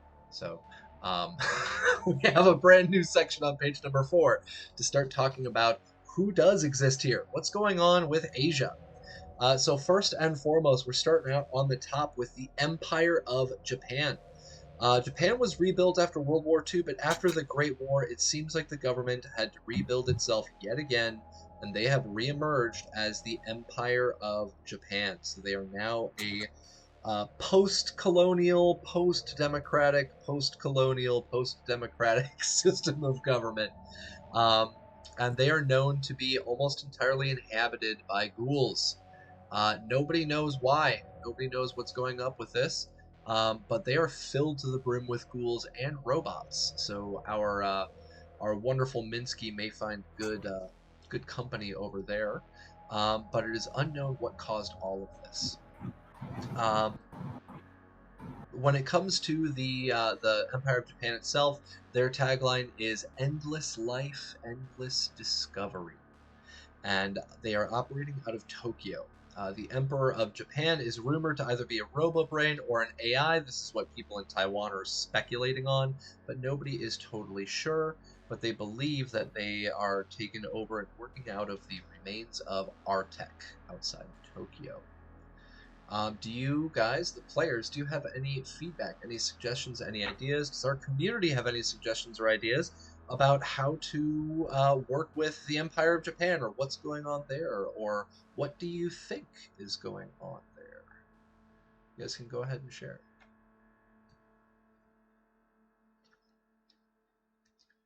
Any ideas? Well, if their tagline is "Endless Life, Endless Discovery," and they've all been ghouls or robots, it is probably likely that they have some kind of willful ghoulification process, that they put on their people, or people that they absorb as part of their empire, to make them immortal, basically. Or put them in a robot. That would also do the trick. Okay. And we've got Vampire Bites. Japan got bombed hardcore twice. Pretty weak in World War II compared to the Great War, but yeah, they were bombed twice. They've converted their own civilization citizenry into ghouls intentionally to avoid a third time. That's an interesting speculation about this. So if they're intentionally converting people to ghouls, then that means they're probably trying to maintain a human population to breed. I mean, you're going to run out of ghouls. Mhm. They can't breed, and eventually they die. I mean, they may not die of old age, but they die. Yeah, perhaps Especially with some of the crazy tech. the first ghouls probably actually appeared after Hiroshima, Nagasaki. I didn't even think about that. Okay. As a historian, that is a very depressing thought. Yeah. Well, they would have been kept secret by the government, right? I mean, Yes. Japan wouldn't want to let you know. That's what I was getting at, yeah. And we've seen all of those radiation victims and survivors, but what happened to the folks that got even more radiation but still somehow lived? Okay, so Perhaps they maybe we have ghouls developed that are some pre-World War II. That's interesting. Yeah, they could have, if the government had kept it secret, after the bomb was dropped in 45, 46, perhaps they in time developed some sort of technology that would prevent ghouls going feral.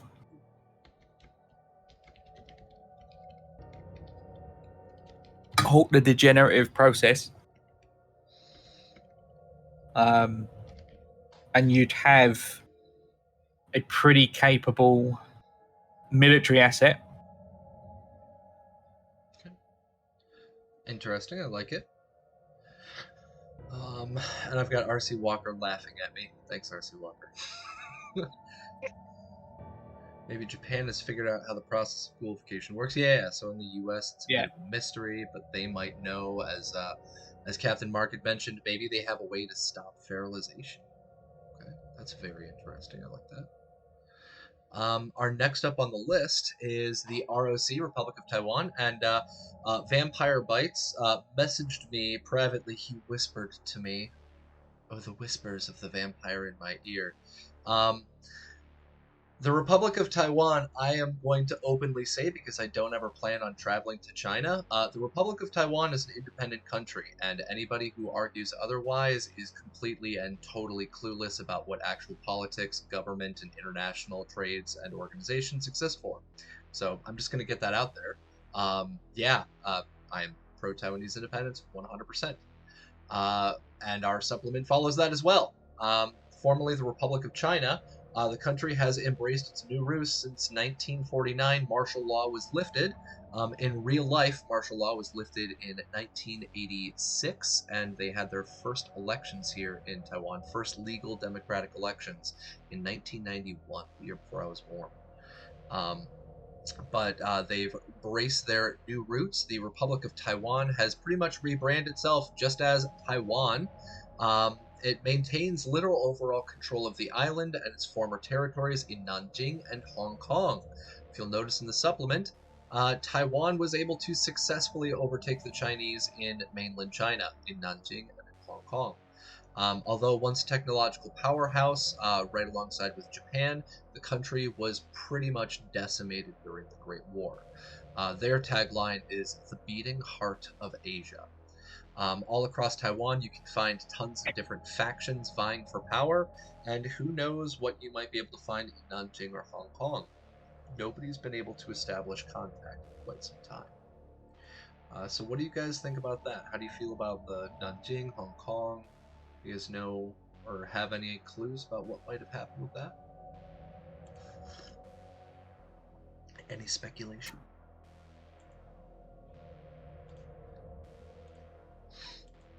I like the idea of Hong Kong having a great big question mark over it.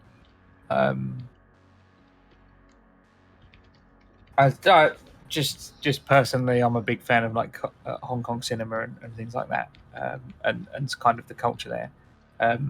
But yeah, that island and I think the place it occupies in our history, as well as the revised one for this setting, it's a good prospect to explore, I suppose. Definitely something interesting to explore. My girlfriend also loves Hong Kong cinema, and you're actually going to see, if you enjoy Hong Kong cinema, you're going to see some of that rear its head in our campaign. Something that I've been talking with her about, and I'm super excited to bring in. Fallout uses a lot of like mythology and lore and like these fictitious ideas. I'm bringing some in for our campaign, and we're going to be using Hong Kong ideas, Chinese ideas, Taoist, Buddhist, Taiwanese, Japanese, Korean. We're going all over the smorgasbord. You guys are going to see some of that stuff rear its both awesome and terrifyingly ugly heads in our game as we progress. But yeah, it's definitely somewhere that you guys will have a chance. If you want to go there, you can.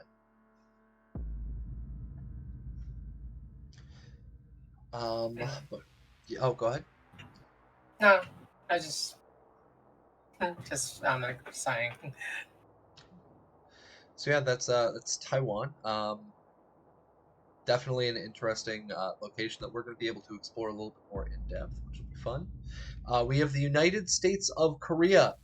Virtually nothing is known about the United States of Korea since the Great War.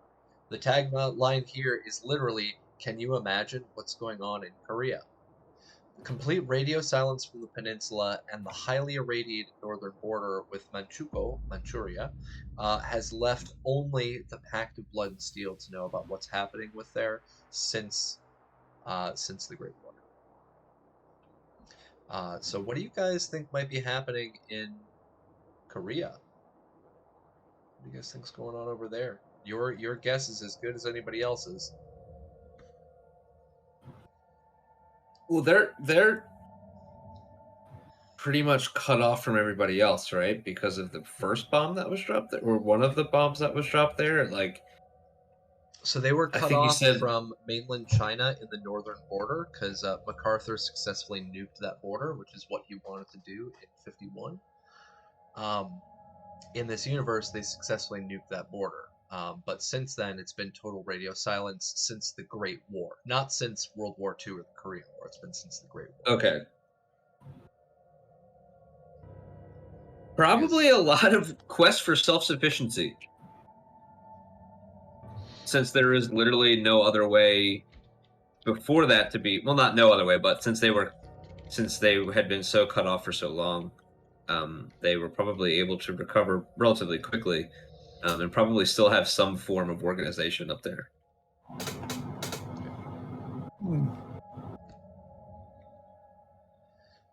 Well, Korea, we're definitely going to be learning a little bit more about that as we move on. Because yeah, self-sufficiency is definitely something that Korean people are actually very well known for. I know a couple of different Korean friends, as well as students and compatriots that I've worked with in the past, and nothing but respect for them, especially since in our real world, South Korea is currently going through a very crazy economic situation where self-sufficiency is required to exist. And North Korea, if you're not self-sufficient, you will starve before you hit puberty. So yeah, it's definitely going to be somewhat interesting to take a look at. Our next one on here. Oh, go ahead. Modern day North Korea has a lot of mountains, right? And they have a lot of bases built into those mountains. I would imagine the U.S., after nuking that border, would have built up that capacity, like, immensely. So there's probably a lot of really cool stuff hiding in those mountains somewhere. And there might even be routes underneath the radiation, into China and stuff like that. So, yeah, there's probably some nice treasure hiding in there. Okay, interesting. But yeah, all of Asia is actually really well known for that.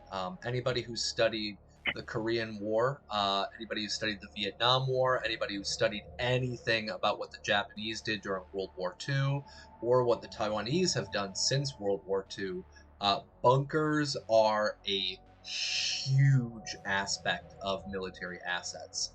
all across Asia. Whether you're looking at those tiny little hand-dug holes that the Vietnamese used to literally win the Vietnam War, or the North Koreans used in order to survive the Korean War, or what the Japanese did on places like places in like Hiroshima and Nagasaki, survivors made it through the bombings, or what they did on Iwo Jima.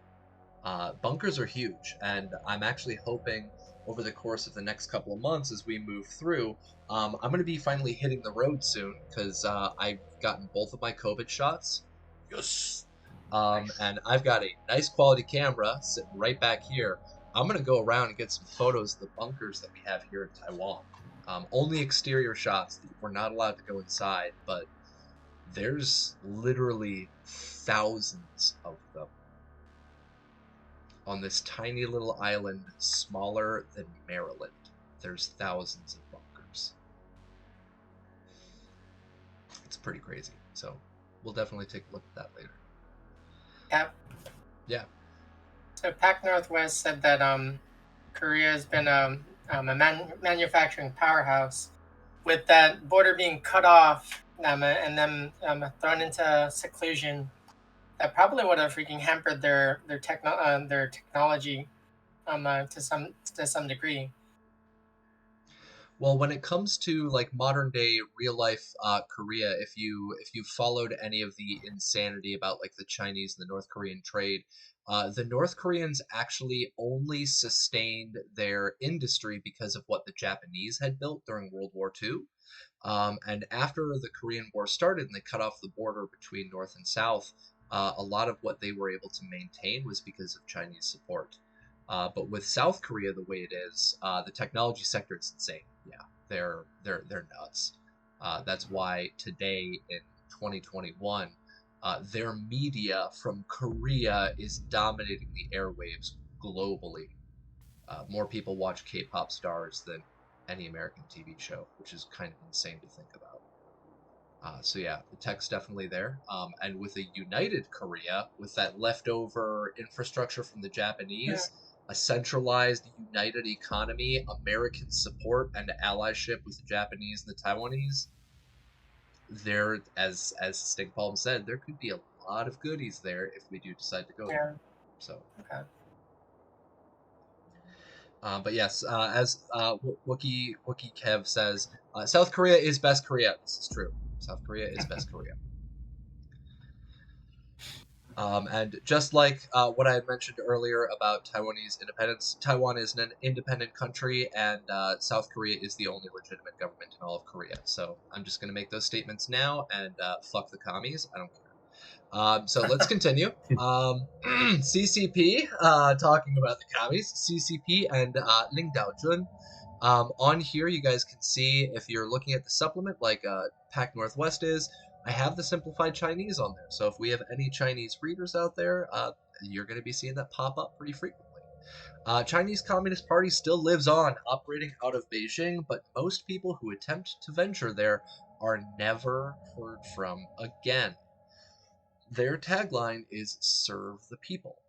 Unknown to the outside world, the Great Leap Forward, which was a real thing, has only led to the creation of Ling Daojun and the endless famine across the continent. Attempting to reindustrialize the destitute nation has further crippled the population of what is left. Ling Daojun is the yin to the Institute's yang.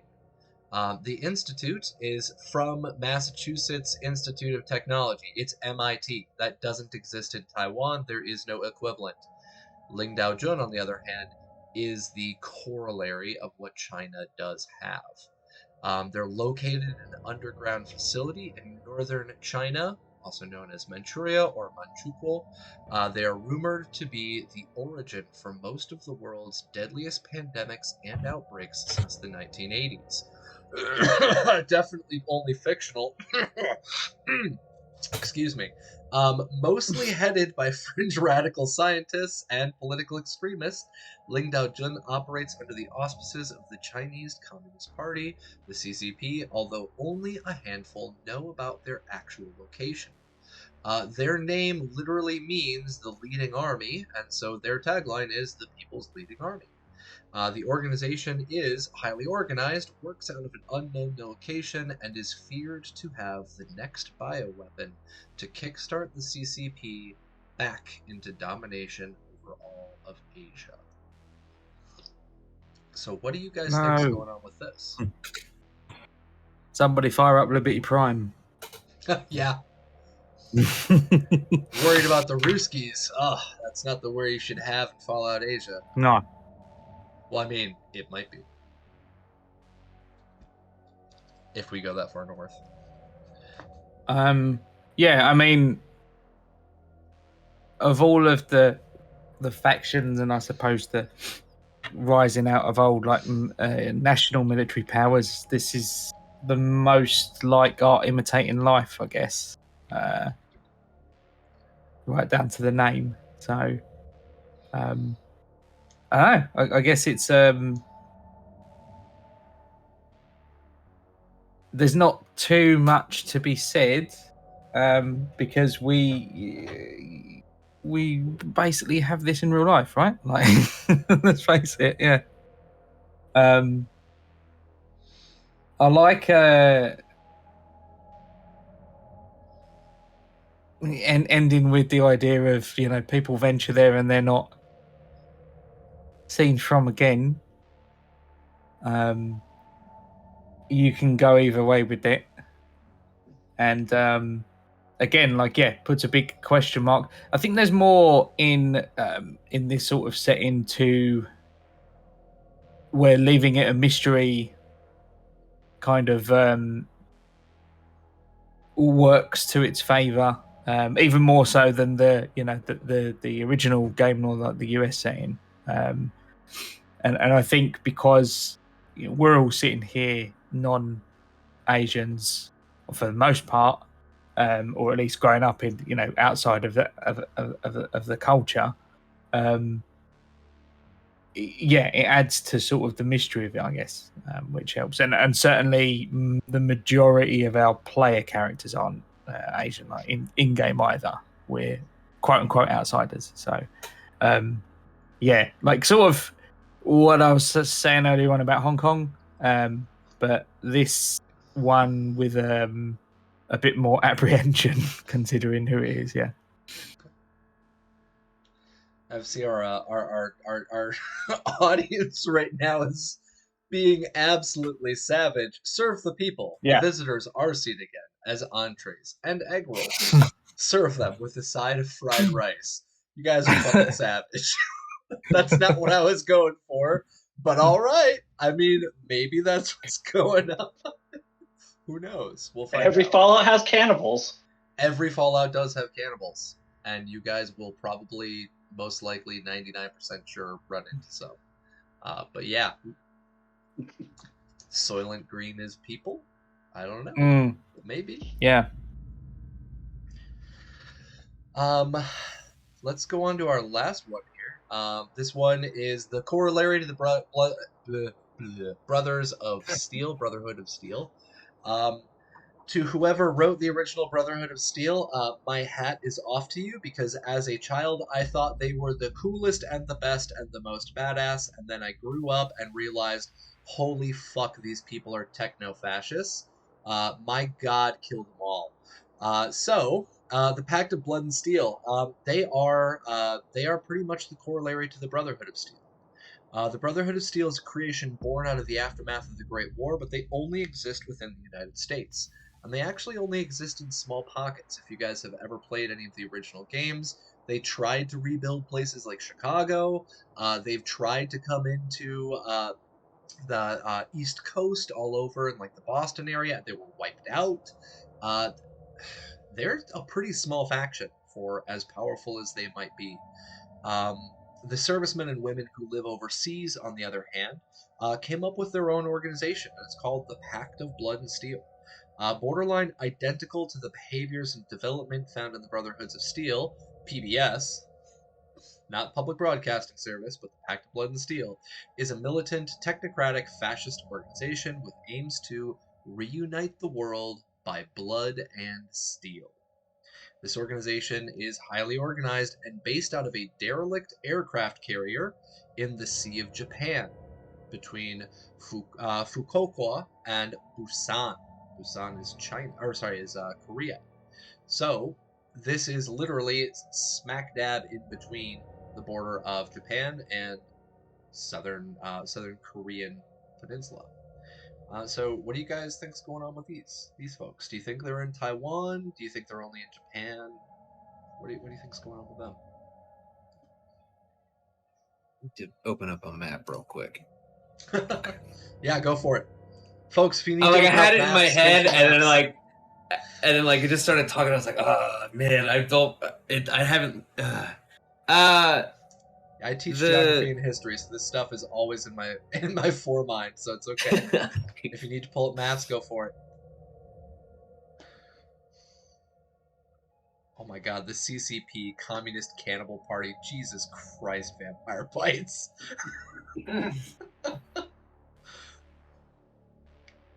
The Go ahead. having them be the corollary to the Brotherhood of Steel is really interesting. Because wait, so all of these, I think my question is, the Pact of Blood and Steel is made entirely out of United States servicemen and women. Am I getting that right? So for this, the servicemen and women who live overseas in Asia formed their own similar organization, Pact of Blood and Steel. You guys will find out about this later, but I can let you know right now. They are an amalgamation. Any of you who study military science or political science or history, the United States cooperates with all of those countries literally like monthly with military drills and stuff. And so we've got hundreds of bases. The United States has hundreds of bases all over Japan and Korea. And between those, we have very, very close ties with their own military servicemen. So in the Pact of Blood and Steel, you will see that it is a multi-ethnic, multinational combination of people who are trying to reunite the old world with Blood and Steel. Yeah, it seems like it's. I guess at this point, now that we've gone through all of them, are any of them like good? Because they all seem kind of shitty. They all seem like not really a good time. Well, when it comes to that question, I actually discussed this a lot with my girlfriend and my friends and my students. I am what is known as a existential nihilist. I don't believe that there is any existential truth for what is good or bad. It is all subjective. Every aspect of life and existence is subjective. So subjectively, you could say the techno-fascists are the best of the bunch. You could say that having the empire reunite under the Emperor of Japan was a good idea. You could support the Lingdao Jun and the CCP. It's all up to you guys, and it is 100% subjective. So, are there any good guys? The real question is, are there any good guys ever? Yeah, as soon as I said that, like, where's the and I was like, oh wait, where is that? And it's not a thing. Yeah. And then actually, relative. Oh yeah, it is. It's everything's relative to that. But that whoever doesn't try to kill us. Yeah, whatever doesn't try to kill you only makes you stronger or cripples you horribly. But when it comes to it, it's really up to you guys. It's how you want to interact with them. It's how you want to come into contact with them. It's how you treat them. All of that stuff, just like real life. I've had a lot of conversations with friends and stuff that say the cartels aren't actually a bad group of people because they've come in contact with them in the past. They provide protection, assistance, and food, but at the same time, they never experience the flip side of that with the violence and the extortion, the rape, and the human trafficking. So it really depends on your experiences and how you interact with the organizations. So, subjectively, all of them are the good guys, and subjectively, all of them are the bad guys. There you go. Sorry to give you a non-answer. Basically, we can get screwed over by all of them. You could. Or you could screw over all of them. I mean, you guys are our party that we're following, so who knows? Oh, it seems dangerous. It's up to you. I mean, they're on a derelict aircraft carrier. We've already seen with with Rob's campaign how easily it is to destroy aircraft carriers. I mean, come on. All it takes is one crazy pirate mama and a bomb, and you could kill hundreds of people and cripple the economy of a city. I mean, come on. Not too hard. Speaking of which, Rob, if you're out there still watching, I would love to get a soundbite from Mad Queen. That would be wonderful if you could get me hooked up with that. Just saying. But that being said, what do you guys think about the Pact of Brotherhood, the Pact of Blood and Steel? I'm gonna stick with PBS. How do you guys feel about PBS? What do you think? Do you think they're good guys? Do you think they're bad guys? I think they're a good example of people probably wanting to trade freedom for security, which is quite topical, no? Yeah. And I've always been a big fan. One of the best examples of that in pop culture, I think, is the Judge Dredd comics. Me being relatively patriotic Brit, I'm a big fan of those. They're British drawn. And yeah, like that world, Dredd is presented as a hero. The judge system, is presented as kind of the only way society can really get by. There's a whole story arc to do in those comics to do with like a political sort of organization that are trying to bring back democracy. And Dredd actually caves in and says, fine, we'll have a referendum, and the people of the city actually vote for the judge system at the end of the story. He leaves it in the people's hands, and they go, no, we need the judges, because the world we live in now, if we bring democracy back, we'll all be dead in a year. And maybe that's the mentality of the people that, operate within the Pact. Is, I know it's harsh, it's regimented, but it's this, or it's starving to death in the jungle somewhere. It's always one thing that I love discussing, especially with my students. Starting, it's November now. Oh my God! Starting in December, we're actually doing what we call our semester 1 capstone project, where the students create their own civilization. And part of that is building their own system of mores, norms, and taboos, expectations for government, religion, ideologies, all of that stuff. They build their own from scratch. And I've actually seen that pop up a lot. Exactly what Captain Mark had said is that a lot of these students believe in this idea of we need security and we need order. You don't need democracy. And so most of the civilizations that these kids have created are non-democratic entities. Most of them are usually like theocratic or monarchies. It's actually been very interesting to see that emerge over the last couple of years. So, How old are the kids? I teach grade 7 through grade 12 over here in Taiwan. The students who do this are grade 9, so freshman high school in the US. For them, it's the senior year of middle school. So I wonder if they kind of default to these very singular sources of power because they're still kids, and everything that they've done up to this point is very regimented, and they don't have that experience of adulthood of just like, oh, I can literally do whatever I want. Yeah, there's I had a student because Vampire Bites is even saying like, oh, so the kids that don't want China's rule want China's rule. It's more so that they want that security and they want like that regiment because the kids are very often used to it. But then you can see the critical thinkers popping out in the class. One of my favorite students, I'm not going to say their name because that shows favoritism in the class and they might be watching, which would be terrifying. But this student created a civilization that was literally like an anarcho-syndicalist kind of system. It was insane, absolutely batshit insane. And you could tell that that student was specifically rebelling against that excessive order, that excessive scrutiny. And they had said in their civilization, like, there are no mores, there are no norms, there are no taboos.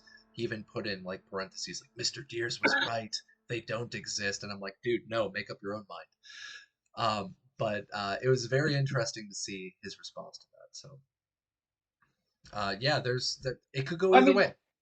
Yeah. There are benefits of having a highly centralized power. If you have a centralized power that does the right things, whether it's actually like just tactically right or morally right, doesn't matter. But like if they're doing the right things and they can control everything, they can really mobilize and change things very quickly and react to situations much stronger than democracy, where we're sitting here arguing over stupid crap, while the country falls apart. Right, so like but then also you can get the mad king or what mad queen, I mean, and they can just run the place into the ground. There's a lot more range of possibilities with that sort of thing. Yeah, and we're definitely going to see what happens over with the PBS. It's going to be quite interesting, because I actually am, as I mentioned, I'm building this universe not only based off of you guys, but also from talking to my girlfriend, and some of it's even random dice rolls. So we'll see how this goes. Nice, I like that. Now, second to last thing. We're almost done, folks. We're almost done. Second to last thing is taking a look at like the inventory and stuff in here. I've gone up now to number 1 on Rob's chart of Game Master duties on session 0. Number 1 is setting Game Master expectations and explaining the world. Asia's unique foods. This was one of my favorite sections to write. There's going to be more coming in later, because I've actually had a couple of really good suggestions from my players here. But you guys are going to be seeing in this Fallout Asia campaign, there's going to be massive differences from the United States. We don't have the same food here, we don't have the same culture here, we don't have the same government here, we don't have the same access to resources. Everything's different. And so you'll see a lot of foods pop up that don't pop up in the Fallout universe. Some of them have extra effects, some of them are worth more, some of them are more rare. But we have things like Gua Gua Snack Pack, which is based off of Guai Guai. And Guai Guai is like a knockoff Cheetos brand that everybody here in Taiwan has eaten before as a child. So we have Gua Gua. Instant noodles, we have raw and cooked instead of the cup-o noodles that they have in the Fallout universe. Instant ramen and instant noodles are huge here in Asia. We have hot pot, which is one of Taiwan's like most favorited food supply or food resource in the entire country. I'm actually not a fan.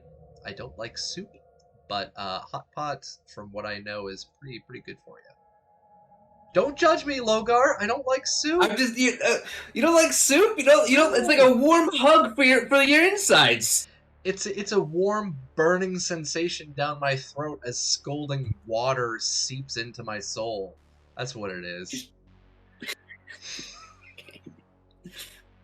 I can't do it, man. It's water. It's flavored. It's barely flavored water with vegetables. But if you give me like a nice like thick potato soup, or give me some cream of mushroom soup, I will eat that up. All right. But watery soup? Ugh. Cringe rescinded. Okay. For your stew preferences. Next one on here, I actually added a little bit of a twist.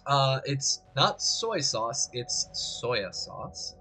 We have pre-war and fresh. You guys will run across that, and it can actually be used to help preserve food, because it is made with MSG and a buttload of salt. So, yeah, preserve your food all you need. Just dump some soy sauce on it. And then we have tofu, which is, of course, a huge staple all across Asia that they never talk about in Fallout. Additionally, for the forage items, one of the really interesting abilities that players have in the game world is to forage.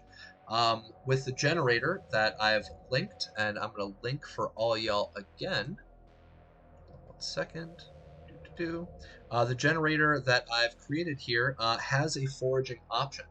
And for foraging, what happens is your players, when they're outdoors, they can literally just try to find random food, and they can roll for like survival to check to see if they discover it.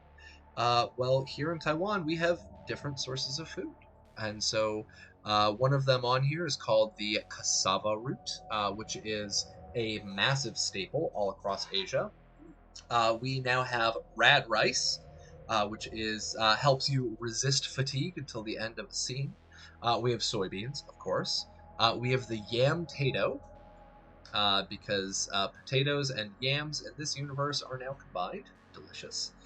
We have the gamma guava, which is a highly irradiated guava, which is huge here in Taiwan. We have the plasmapple, which is literally a irradiated glowing pineapple, and it is so large that you can only eat one per day. But if you do, it heals 18 health, which is pretty insane. And it also irradiates the shit out of you. So be very, very careful because it is literally glowing. Speaking of which, we have the Rad Nana and the Glowberry. Tarberry and blueberries and stuff like that are almost impossible to grow in Asia. Blueberries, blackberries, even strawberries are very difficult. Taiwan is actually famous in only one region called Miaoli for their strawberries.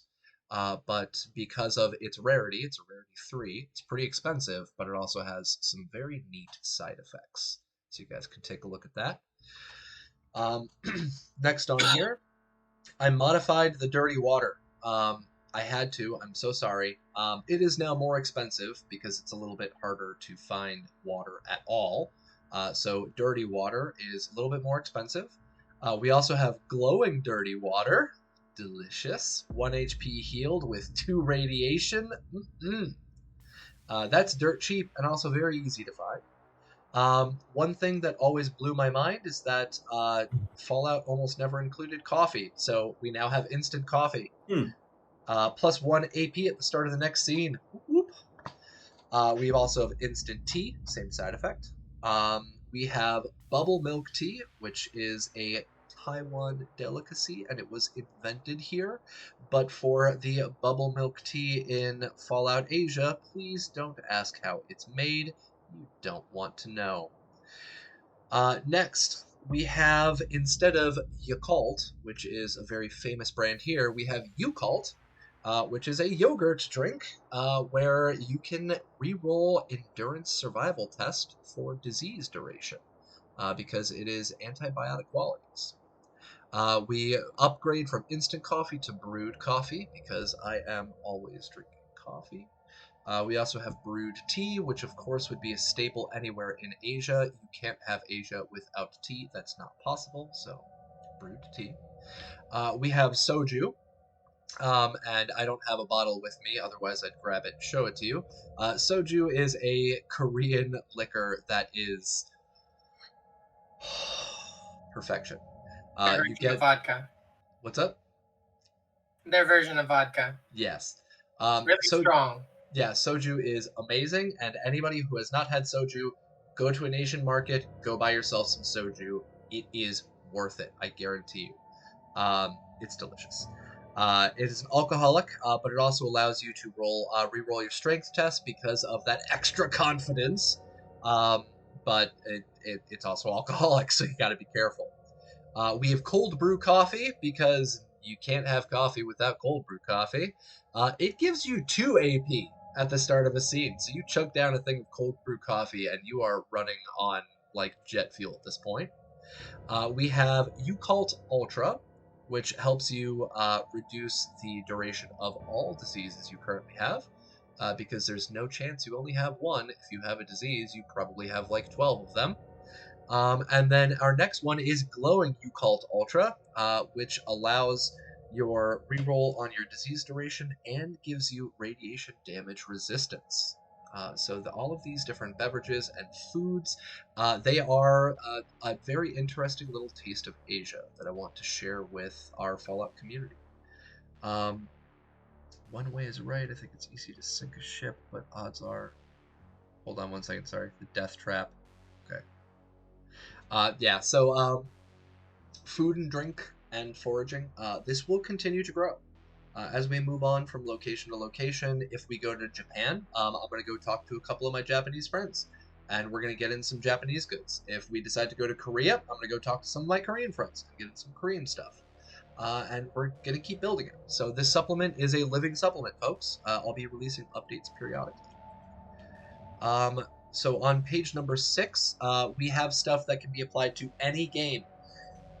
And if there was no other reason other than this, ladies and gentlemen, download the supplement, because this is something that regrettably Modifius did not include.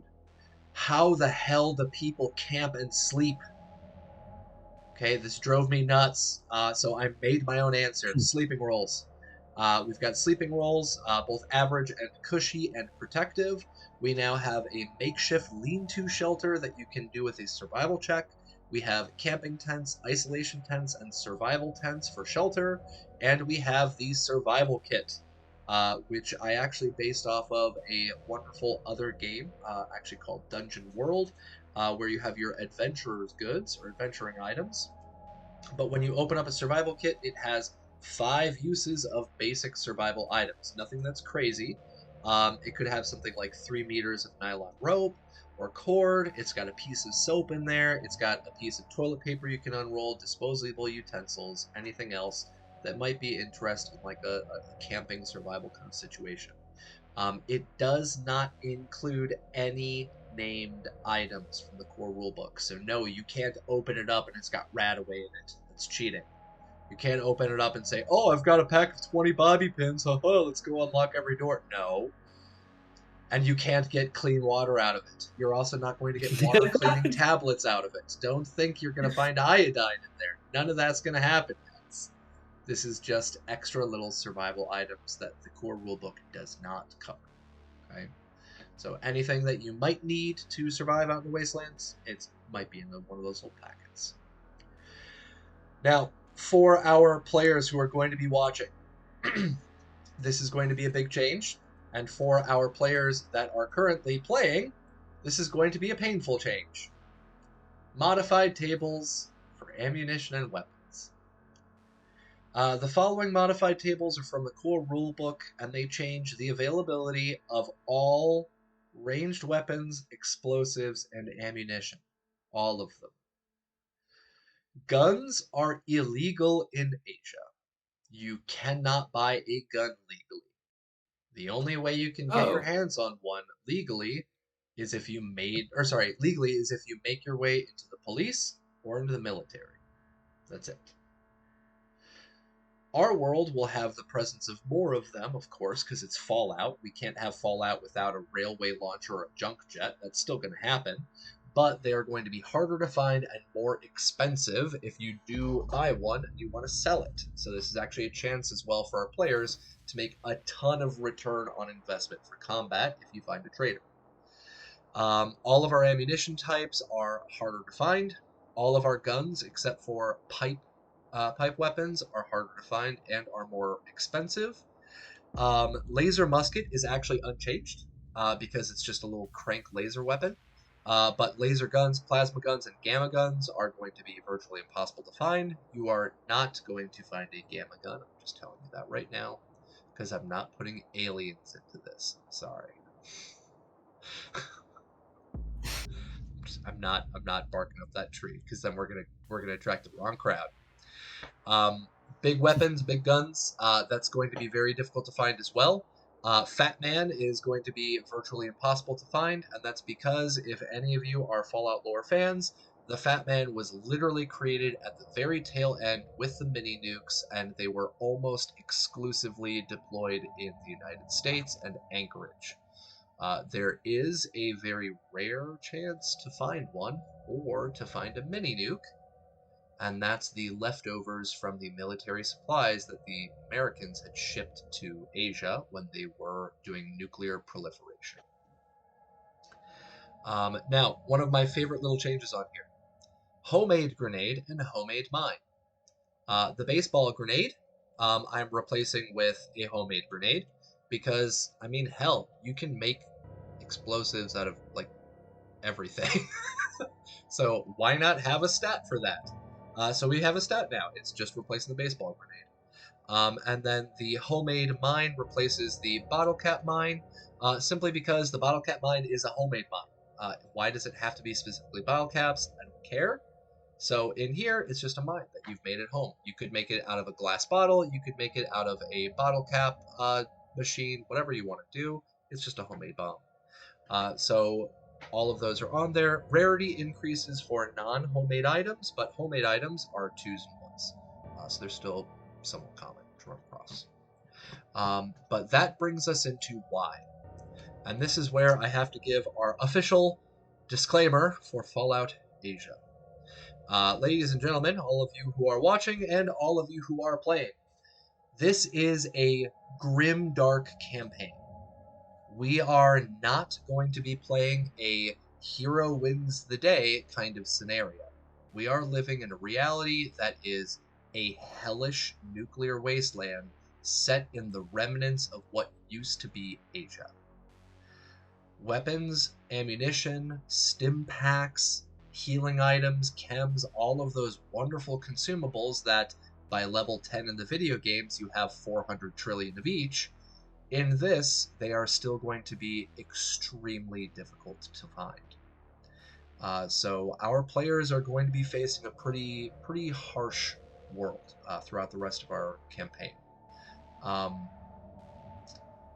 Yeah, that's my warning to you guys. On top of that, being a grimdark setting, this is what we're going to talk about next, is the gameplay expectations.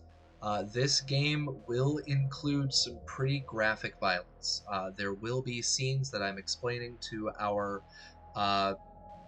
prepared to fight the depressive atmosphere. Yes, correct. Be prepared for some pretty gratuitous violence and gore. There will be both. I am a big proponent of Lovecraftian horror and cosmic horror and body horror. I absolutely love anything the Carpenter has put out, so expect those kinds of themes to be running throughout this. All of our players have already been warned about this. It was actually part of our application process, is that pretty much, are you squeamish? If yes, bye. Are you not squeamish and you can handle this? Come on in. Let's go. But that being said, one of the most important things, of course, is always the player contract. It's the whole idea of what are those hard lines for the players. And so I set out my hard lines, as the players already know, is that there is still, even though it's grimdark, there's not going to be any sexual violence. I do not condone and I do not want to display rape in any way, shape, or form. So that is unacceptable. There may be reference to it, but there will not be description, display, or use of it in our game. Okay, so there might be reference, there's not going to be use. On top of that, violence specifically to children will not be perpetuated unless you get the immediate opportunity to completely wreck the person who has done it. If that opportunity is there, then it might happen. But there will be children in peril or in danger if you run across children, but I will not be talking about any themes of child abuse here because that's not cool. As a teacher and a registered professional with DCFS, I do not condone any display of that. Additionally, racism, sexism, homophobia, Islamophobia, any form of phobias that are politically or ideologically inclined, we are not going to be using any of them, but there may be reference in the game. If you run across a ghoul, they might call you a smooth skin. That's technically speciesism, but it will be it. If you are a white person trying to convince a Cantonese person to give up all of their stuff, they're probably going to call you a Baigwe, because that's what you are. You are a white foreign devil. These kinds of terms may be used. They are not going to be used heavily, but they will be present, because that is part of our grimdark world. Now, that all being said, when it comes to our players, what are your lines? And we're actually going to start in reverse order this time, because Captain Mark has always got priority, even in our other game, so you got to wait a second. We're gonna start off with Stink Palm. So Stink Palm, what are your lines that should not be crossed or should not be displayed? So, I mean, I think you hit most of it. The only one I would probably add is cruelty to animals. And it'd be similar to cruelty to children, that if we can wreck the person right there, then all right. But just gratuitous meanness towards animals, Got my cats, got my dog, Don't want people being. But I'm fine with, there's going to be violence towards animals. Clearly, we're going to be attacked by crap, Kill the mole rats. Just don't be mean to them. Yeah, that's one thing that's always been kind of, I know, a big difficulty for people playing the Fallout games, especially with Fallout 4, like with that first opening area, you're killing mole rats. I know a lot of my friends that are big animal lovers, they have some pretty serious issues with those games because they don't even want to kill the animals. They feel bad. But that's a reality that we will be facing. As you mentioned, we won't be doing animal cruelty. I'm not going to sit there and have some kid torturing a poor innocent animal, but you guys 100% will be getting into combat with animals. It's going to happen. So please be forewarned of that, but I will do my best to make sure that there's no form of animal torture or cruelty, because that's not okay. So that's all right? Yep. Yeah. Okay. Is there anything else? No, nothing else. Okay. All right, I'm going to add that in just so I have my own personal note. No animal cruelty. Don't hurt that poor little rabbit unless that rabbit's trying to kill you first. It's coming right for us! Then it's okay. It's got the big pointy teeth. The big pointy teeth. Okay, Tim. All right, so Stink Bomb, no animal cruelty. Awesome. Let's see, what else do we got? Logar. I think you mentioned all the ones that I could possibly think of. I can't think of anything that I would add to that. Yeah. Nope. Pretty much it's all good, man. Okay. I mean, it's not all good because of what we just talked about. Yeah. But yeah, as far as it's a grimdark setting and people are going to be turned inside out. That's cool. It's cool. Yeah. Got it. Okay. Yeah, it's cool. Neat. Yeah, that's one thing that I will be starting our upcoming sessions once I finally get an intro screen and not just, hey, let's immediately go to our transition.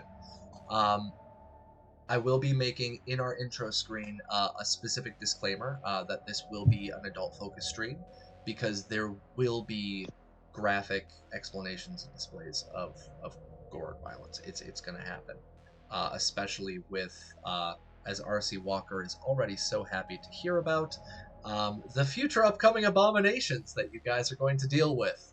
That's going to get pretty gruesome. So there will be blood. But I'm glad you're all right with that. Johnny. I can't think of anything else I would add. Okay. Yeah. All right. And I do have to double check when it comes to all of our players, because I know in the instance of Raven, Raven is partially Asian background. Partially Hispanic background. I know for Johnny, you're African American background, correct? Yeah?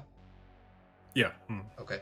I will not be including active racist terms at any point in time during our gameplay because I am not comfortable perpetuating those words. So I want to make that very clear. There will be the fictionalized ones, again, like Smooth Skin. But racism is unacceptable. I'm not okay with that. So I just want to make that very clear for both our audience as well as for our players that you do not have to be concerned about that.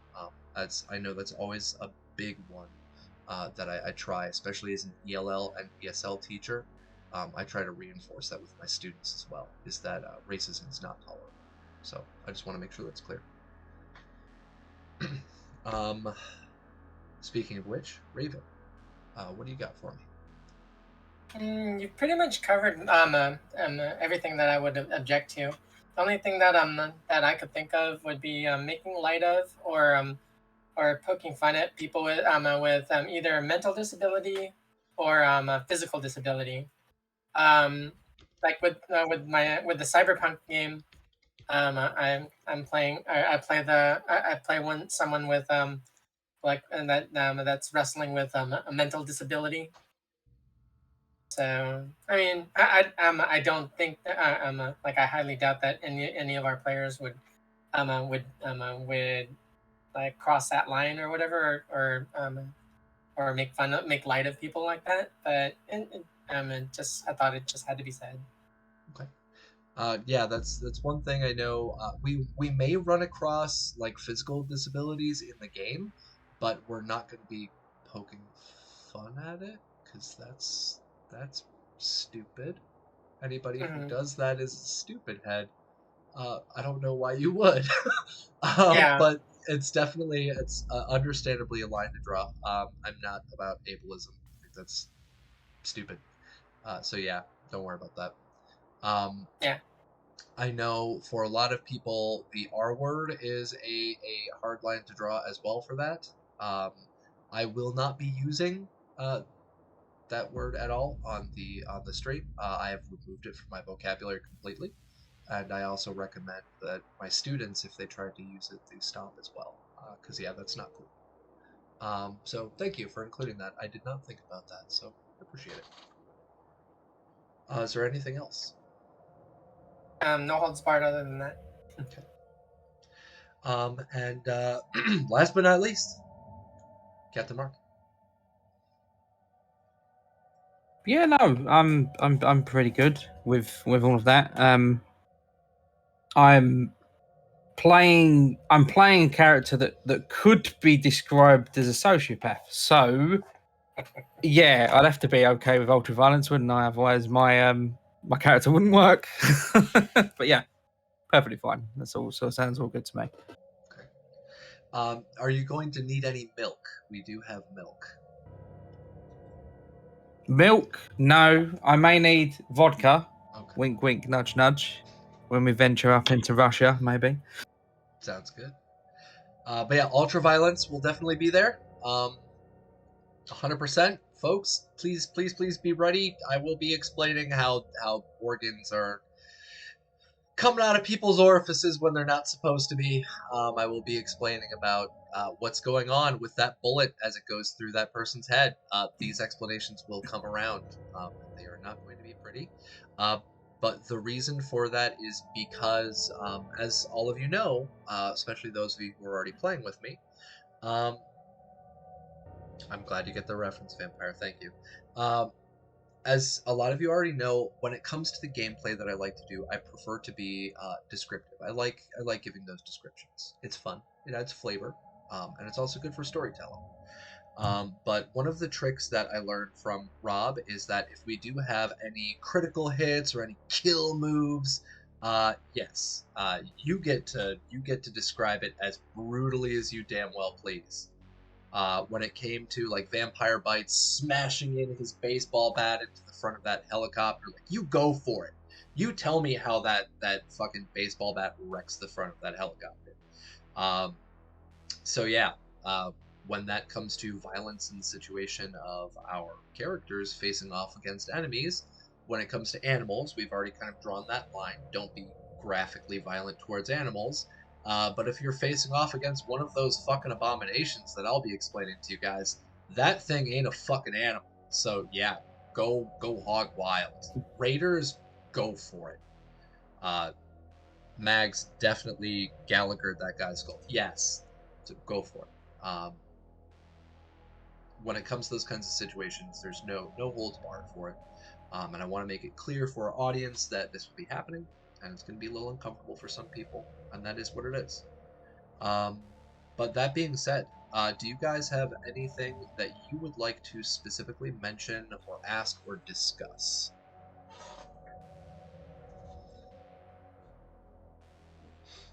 Because I've seen a couple Nope. of you start going like,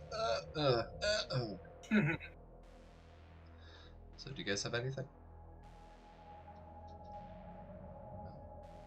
Captain Don't Mark, think so. nothing?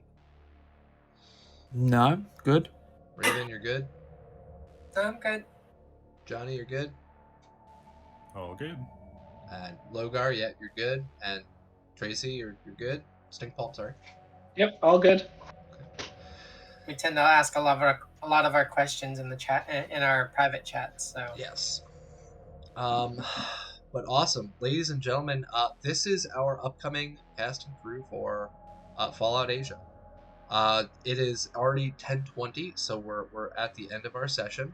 As I believe it was Fallout Pacific Northwest had mentioned specifically, if you aren't sure how to run a session 0 or you want to get more of those details fleshed out, I highly recommend give a good watch to Rob's video on how to session 0. It's a wonderful little piece of advice.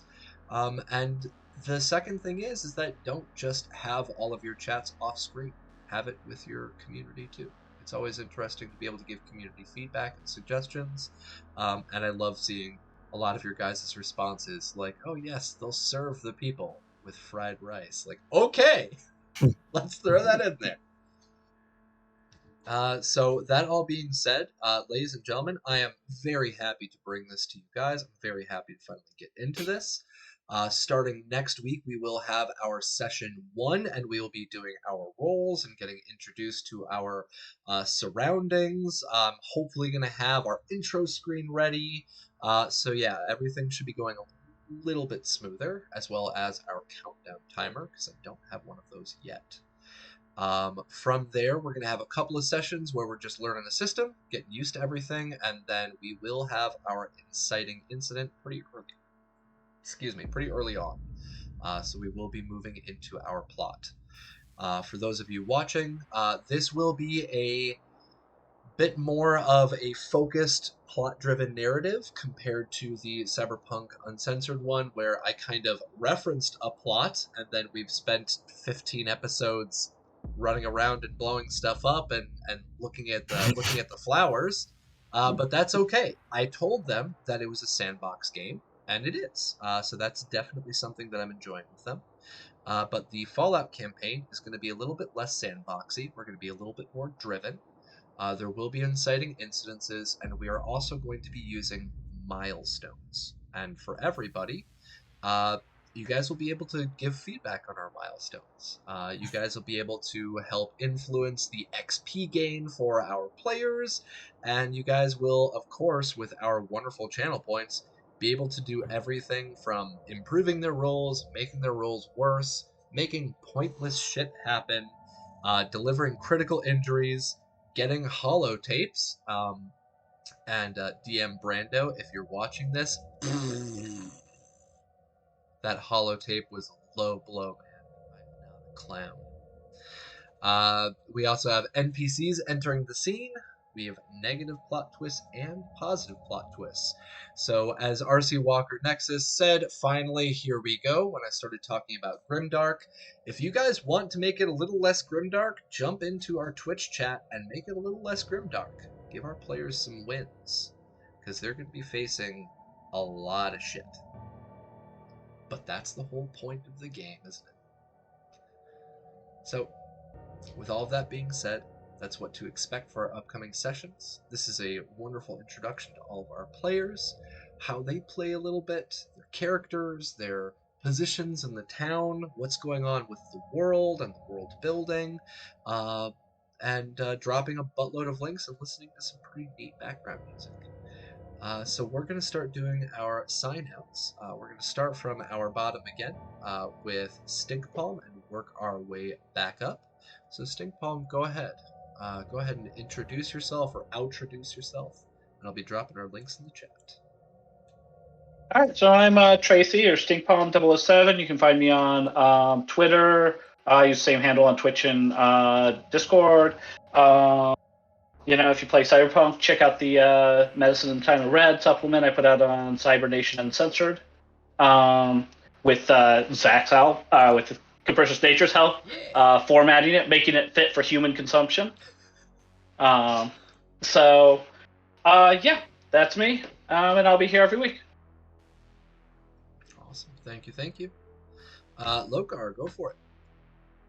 Hey, my name is Logar the Ogar. You can find me on Twitch and Twitter under those names. Please follow me. Send me your best memes.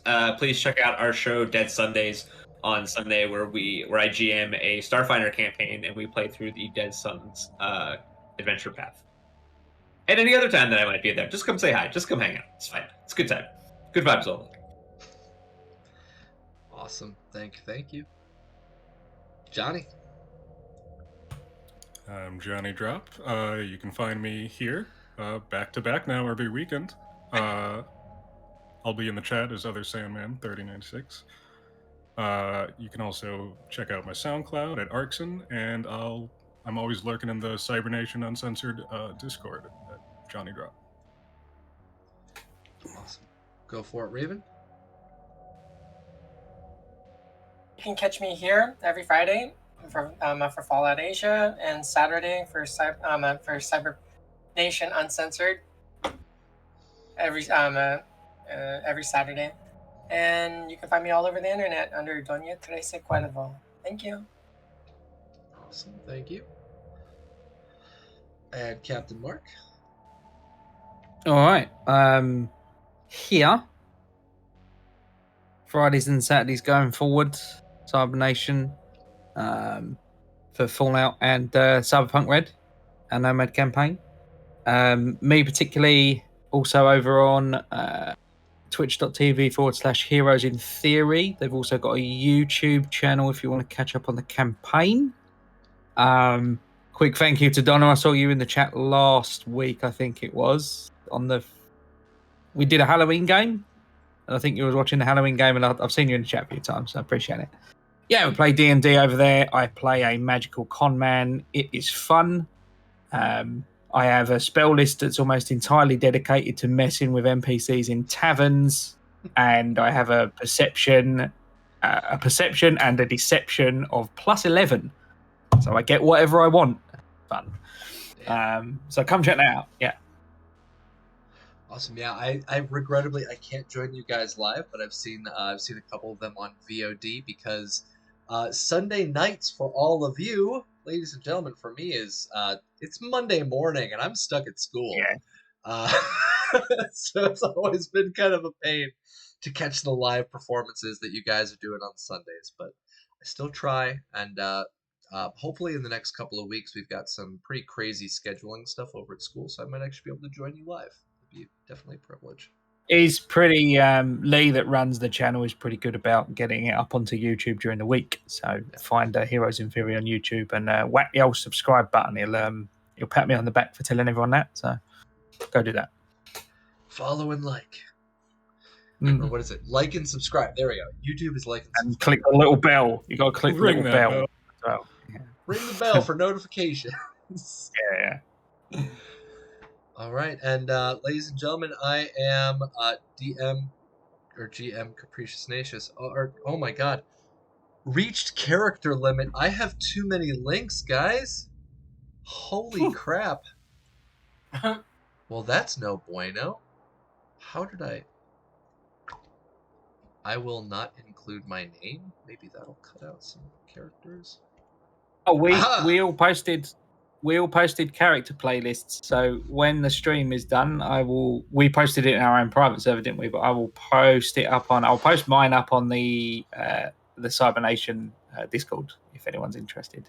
Little insight into our characters. I think we all did one, so a bit of fun. Awesome. Yeah, if you folks are interested, please join us over on Discord, Cybernation Uncensored. Absolutely wonderful community, everything from Cyberpunk to Dune to now Fallout, and hopefully more in the future. We've been seeing what Modifius is doing, and they've been a wonderful supporter, especially with Rob. There might even be Skyrim in the future of Cybernation. I have no idea. We'll see if that works. I know there's a possibility of The Witcher, so there's tons of variety that you guys can find on this channel. We're running stuff either here or with our affiliated channels almost every single day of the week. So please stop on by, catch those links in media, Discord, everything. And for my links, you can check me out on cyberpunkuncensored.com. You can find my perchance Fallout Wasteland generator You can find my other links on my link tree. And our music today has been provided by Bass Ape Records, who joined us in chat, talked with us a little bit, as well as 1,000 Reasons. They've provided our music for today. And next week, we will be starting up session 1. But tomorrow, ladies and gentlemen, we will have Cyberpunk Goes Nomad back. Finally, after a couple of weeks of hiatus, we are going to be back on the road and heading out towards Phoenix to see what's going on with Mama Snyder. So, ladies and gentlemen, and everybody in between, have a wonderful weekend. Bye-bye.